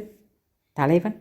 தெய்வம், உன் இங்கிலீஷ் தெய்வத்தை கூப்பிட்டு வா, பேசணும் என்றவர் அவன் போனதும் நஷ்ட ஈடு வாங்காமல் விடமாட்டேன் கருவி கொண்டே இருந்தவர் படியிறங்கி வரும் ஆளை கண்டார். எங்கேயோ பார்த்துருக்கேன் போல இருக்க இந்த பையனை என்று நினைத்து கொண்டவர் அவன் நெருங்க நெருங்க நிமிர்ந்தார். அவனேதான். கொஞ்ச நாள் முந்தி வரை கூட செய்திகளை முந்தித் தரும் ஒரு பத்திரிகை அரையாண்டு நினைவஞ்சலி என்ற பெயரில் இவன் படத்தை பிரசுரித்திருந்தது. அடப்பாவி, பொங்கி எழுந்தார். என் பொண்ணை சாக விட்டுட்டு நீ மட்டும் இந்த அத்துவான தீவில் குடியும் கொடுத்தணுமா இருக்கியா? யார் சார் நீங்கள் என்றான் குமரன். அவன் அவரை பற்றி கேள்விப்பட்டிருக்கிறான், வெறுப்பை உமிழ்ந்திருக்கிறான், ஆனால் நேரில் பார்த்ததில்லை. அயோக்கிய பயலே, நான் தாண்டா நாகராஜ மாமா என்று அவர் கத்தும்போது, நீங்களா மாமா என்று அவன் பூரித்து போகும்போது, அப்பா என்று வந்து நின்று வியந்தாள் நித்யா. அயர்ந்து போனார் அவர். அத்தியாயம் 12. இங்கு நகரம். லேபுக்கு ஆள் அனுப்ப சொன்னனே, ஃபஸ்ட் பிரிண்ட் ரெடியா என்றார் ரங்கராஜன். ப்ரொஜெக்ஷன் எப்போ பார்க்கலாம்? 4 மணிக்கு ரெடியாக இருக்கும். 4:30 மணிக்கு படம் பார்க்கலாம் ஏவிஎம்மில். அவளின் பகல் நேர பொழுதுகள் என்று டாக்குமெண்ட்ரி படம் எடுத்திருந்தார். என்னையா? பக்கத்தில் இருந்த மேனேஜரை கேட்டார். அந்த நாகராஜன் படம் எவ்வளோ தூரம் ரெடியாக இருக்குது என்றவர் ஃபோன் ஒலிக்கவே எடுத்து பேசு என்றார். ஃபோன் வாயை பொத்தி கொண்டார் மேனேஜர். அந்த நாகராஜனின் மேனேஜர் பேசுகிறார், அவசரமாக உங்களோட பேசணுமா? ரங்கராஜனின் முகம் மாறியது. இல்லைன்னு சொல்லிடு என்றார். நித்யா, நீயா? திணறினார் நாகராஜன். என்னால் நம்பவே முடியல. நானே தான்ப்பா, உயிர் தப்பி பிழைச்சிட்டேன் சிரித்தான். உனக்கு ஆயுசு கெட்டி. ஐயோ அம்மாடி, நீ இருக்கிறது தெரியாமல் உனக்கு காரியம் சட்டென்று நிறுத்தி கொண்டார். நித்யா சிரித்தாள். எனக்கு காரியம் நடத்திட்டீங்க அதானேப்பா. அதனால் என்னப்பா, பரவாயில்லை. டாடி, உயிரோடு இருக்கிறவங்களை செத்து போனதாக யாராவது மனப்பூர்வமாக நினச்சி வருந்தினா அவங்களுக்கு ஆயுசு அதிகரிக்கும்னு சொல்லுவாங்க. நீங்கள் நம்பினது மட்டும் இல்லை, எனக்கு காரியமே பண்ணிட்டீங்க. எனக்கு ரொம்ப நாள் ஆயுசுப்பா, குமாரனிடம் சொன்னாள். எங்கள் டாடிக்கு புதுமையாக ஏதாவது செய்கிறதுனா ரொம்ப பிடிக்கும். நாகராஜன் முகம் மாறியது. நித்யா, ஏன் அவனோட பேசுகிற? வெக்கமா இல்லை? ஏன்பா? பேசினா என்னவா? அறிவு கட்டவளே, அவன் அந்த பகையாளி வீட்டு பிள்ளை. அப்பா, அவள் போட்ட அதட்டில் அதிர்ந்து போய் திரும்பினார். இந்த தீவை நாங்கள் புனிதமாக ஆக்கி வச்சுருக்கோம். நீங்கள் இங்கே இருக்கிற வரை பகை, எதிராளி, பகையாளிங்கிற வார்த்தைகளை உபயோகிக்கக்கூடாது. நித்யா, அப்படி இன்னொரு தடவை உபயோகிச்சா இந்த தீவிலேயே நீங்கள் இருக்கக்கூடாது. போயிடுங்க. நித்யா, நான் சொல்ல மாட்டேம்மா, சொல்ல மாட்டேன். உன்னை இவ்வளோ தூரம் வளர்த்தது உயிரோடு பறிகொடுக்கவா? வேண்டாமா, நீ என்ன சொல்கிறியோ அதை செய்கிறேன். அப்படி வாங்க வழிக்கு. சுறுசுறுப்பாக நெருங்கி வந்து நின்றாள். கப்பலிலே டெலக்ஸ் இருக்கிறது இல்லையா? கம்பி இல்லாத ஃபோனே இருக்குது என்றார் பெருமையுடன். வயர்லெஸ்? Very good. அப்போ ஒன்று செய்யுங்க, உடனே இவங்க அப்பாவுக்கு இவரை பற்றி செய்தி அனுப்புங்க. அம்மாவையும் கூட்டிக்கிட்டு உடனே வர சொல்லுங்க. அவங்க அம்மாவையா? இல்லை, எங்கள் அம்மாவையும் சேர்த்தே கூட்டிகிட்டு வர சொல்லுங்கள். உடனே? Right now. பல தடவை ஃபோனில் ட்ரை பண்ணேன், கிடைக்கல. அதான் நேர்லேயே வந்துட்டேன் என்றார் அந்த பெரியவர் பரபரப்பாக தெரிந்தார். ஐ ஹேட் தட் நாகராஜன். ரங்கராஜன் பொறுமினார். எங்கள் வீட்டிலேருந்து யாராவது வந்தால் காலை கழுவிட்டு தான் அவங்க வீட்டுக்குள்ளே போகணும்னு படிக்கட்டிலேயே குழாயை போட்டு வேற வச்சுருக்கானாமே ராஸ்கல். அவன் மேனேஜர் தானே ஐயா நீர்? சார், நான் சொல்கிறத கொஞ்சம் கேளுங்களேன். உங்கள் மகன் உயிரோடு இருக்கார். சரியாக காதில் வாங்காமல் நடந்தவர் அர்த்தம் உறைந்ததும் சட்டென்று நின்றார். திரும்பினார். ரிப்பீட் என்றார். வேலைக்காரியை அதிகாரம் பண்ணியபடியே எதிரே தட்டில் இருந்த நெய்மனம் பரப்பும் ரவா உப்புமாவின் மேலிருந்த கறிவேப்பிலை பச்சை மிளகாயை ஒதுக்கி தூக்கி உப்புமாவை அள்ளி வாயில் போட்ட பார்வதி அம்மாளுக்கு சுரீரென்றது. ஆஹா என்று அலறினாள். உள்ளே அவசரமாக வந்த ரங்கராஜனும் லக்ஷ்மி அம்மாளும் பதறிவிட்டார்கள். என்னம்மா, பச்சை மிளகாயை கடிச்சிட்டிங்களா? என்ன தைரியம்? ஆம்பளை வீட்டில் இல்லாத நேரம் பார்த்து என்ன துணிச்சல் இருந்தால் வீட்டுக்குள்ளே வருவீங்க? என் மவளை கொண்ட கொலைகார பாவியை பெத்த பாவிங்கும் இப்போ என்னை கொள்ள வந்தீங்களா? முனியா, சடையா, நாயுடு எல்லாம் எங்கடா போய் தொலைஞ்சிங்க? என்னடி உஷு, சொல்கிறத கேளு பார்வதி. லட்சுமி அம்மாள் சொன்னாள். உன் மக சாகலை, உயிரோட தான் இருக்கா. எல்லாம் தெரியும் போடி. அறைக்குள் போய் மறைந்தவள் அதே வேகத்தில் திரும்பி வந்து நின்றாள். என்னது, என் மக சாவலியா இருக்காளா? என் ராசாத்தி. தீவில் ஷூட்டிங் நடத்த போன நாகராஜன் வயர்லெஸ் மூலமாக செய்தி அனுப்பியிருக்கான். 2 மணி ஃப்ளைட்டில் பாம்பே போகிறோம், அங்கே ஹெலிகாப்டர் தயாராக இருக்கும், உடனே புறப்படுறோம். ராசாத்தி, என் மவளே, சீக்கிரம் புறப்படு பார்வதி, இதோ என்று நகர்ந்தவள் லட்சுமி அம்மாளின் கழுத்தில் புது நெக்லஸை பொறாமையுடன் பார்த்தாள். தன் புது நெக்லஸை இழுத்து மார்பில் தவள விட்டாள். இதோ 1 நிமிஷத்தில் புறப்படுறேன். நெஞ்சை உயர்த்தி பெருமையுடன் மீசையை முறுக்கி கொண்டார் ரங்கராஜன். நான் சொல்லலை, என் மகன் சாக மாட்டான்டி, எனக்கு தெரியும், அவன் சிங்கம்டி சிங்கம். கொதித்து கொண்டிருந்த மீன் குழம்பை கிளறி விட்டு கொண்டிருந்த நித்யா ஹாலில் நடக்கும் பேச்சை கேட்டு கொண்டிருந்தாள். நான் வரலப்பா, எனக்கு இங்கேயே வேலை இருக்கு என்றான் குமரன் தீர்மானமாக. இந்த அத்துவான தீவில் உனக்கு என்னடா வேலை என்றாள் லட்சுமி அம்மாள். ஒரு புது உலகத்தை உருவாக்க போகிறேம்மா. உன் மகன் ஒரு சரித்திரத்தையே படைக்க போகிறான். நடக்கிற காரியமா இது? ரங்கராஜன் சொன்னார். உளராமல் பேசாமல் புறப்படு ராஜா. ஏன்பா நடக்காது? ஒரு சாதாரண கொலம்பஸ் கண்டுபிடிச்ச அமெரிக்காவையே உருவாக்க முடிஞ்சுது. என்னால் இந்த சின்ன தீவை தானா உருவாக்க முடியாது? குமரா, அப்பா, என் கனவை கலைக்காதீங்க. என்னை தெய்வமாக நினைக்கிற இந்த தீவு மக்களை உருவாக்க வேண்டிய பெரிய பொறுப்பு எனக்கு இருக்குது. யாருக்குமே கிடைக்காத பெருமை உங்கள் மகனுக்கு கிடைக்க போகுது. அதை நினச்சி பெருமைப்படுங்க. இதை விட்டுட்டு சாமானிய பைலட் வாழ்க்கைக்கு என்னை கூப்பிடாதீங்க ப்ளீஸ். என்ன மாப்பிள்ள சொல்கிற? அப்போ எங்கள் பொண்ணு பார்வதி அம்மாள் கேட்டாள். அவள் வந்தால் தாராளமாக கூட்டிகிட்டு போங்க. உள்ளே சட்டென்று திரும்பி பார்த்தாள் நித்யா. நீ வராமல் அவளை மட்டும் கூப்பிட்டா வருவாளா? நாகராஜன் கேட்டார். அப்படி என்ன தான் அந்த தீவில் உனக்கு பிடிச்சி போச்சு? இங்கே ஜனங்களுக்குள்ள போட்டி இல்லை, பொறாமை இல்லை, சண்டை இல்லை, சச்சரவு இல்லை. ஏழை இல்லை, பணக்காரன் இல்லை. கிடைச்சதை பங்கு போட்டுக்கிற நல்ல மனசு எல்லோருக்கும் இருக்குது. உண்மையை சரியாக சொன்னால் நம்ம நாட்டு பெரியவங்க கனவு கண்ட ராமராஜ்யம் இந்த தீவில் இருக்குமாமா? கொஞ்ச நேர மௌனத்திற்கு பிறகு ரங்கராஜன் எழுந்து நாகராஜன் பக்கத்திலே அமர்ந்து கொண்டார். நாகராஜா, நீ என்னடா சொல்கிற? என்னத்தை சொல்ல, அவன் சொல்கிறதும் செய்கிறதும் நல்லாத்தான் படுது. பெருமூச்சு விட்டார். ஆனால் ஓடி ஓடி சம்பாதிச்சு இத்தனை சொத்துக்கும் கருவேப்பிலை கொத்து மாதிரி ஒரே ஒரு பெண்ணை பெற்றேன். அத்தனை பணத்தையும் இப்போ என்ன பண்ண? ஒன்று செய்யுங்களேன், பில்டிங் கான்ட்ராக்டரை விட்டு இந்த தீவில் ஒரு பிரசவ ஆஸ்பத்திரி கட்ட சொல்லுங்களேன். உங்கள் மகளுக்கு பயன்படும். டாக்டர் தொழில் செய்யவா? அது மட்டும் இல்லை, 6 மாதத்துக்கு அப்புறம் அவளுக்கே அந்த ஆஸ்பத்திரி தேவைப்படும். முதலில் புரியாத பார்வதி புரிந்தது மேலும் புரித்தாள்.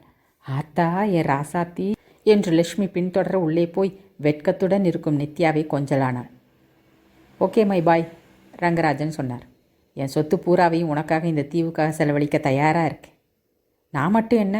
ரங்கராஜன் சொன்னார் போட்டியாக. கடைசி பைசா வரை செலவு செய்ய தயாராகிட்டேன். நடத்து மாப்பிள்ள, எல்லாத்தையும் போட்டி போட்டேன், இதில் மட்டும் விட்டுருவேனா? ஆமா குமரா, உன் கனவுகளை நனவாக்க வேண்டியது எங்கள் பொறுப்பு, ரங்கராஜன் சொன்னார். You go ahead with your dreams. கனவில் ஆழ்ந்தான் குமரன்.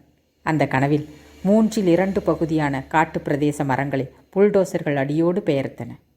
கிராமங்கள் உருவாயின. உழுதார்கள், விதைத்தார்கள். மூட்டை மூட்டையாக மிளகும் கிராம்பும் ஏற்றுமதியாயின. கப்பல்கள் நகர்ந்தன, வந்து நின்றன. ஆடைகள் நிரம்பிய பார்சல்கள் இறங்கின. குட்டி விமானத்தளம் ஒன்று உருவாயிற்று.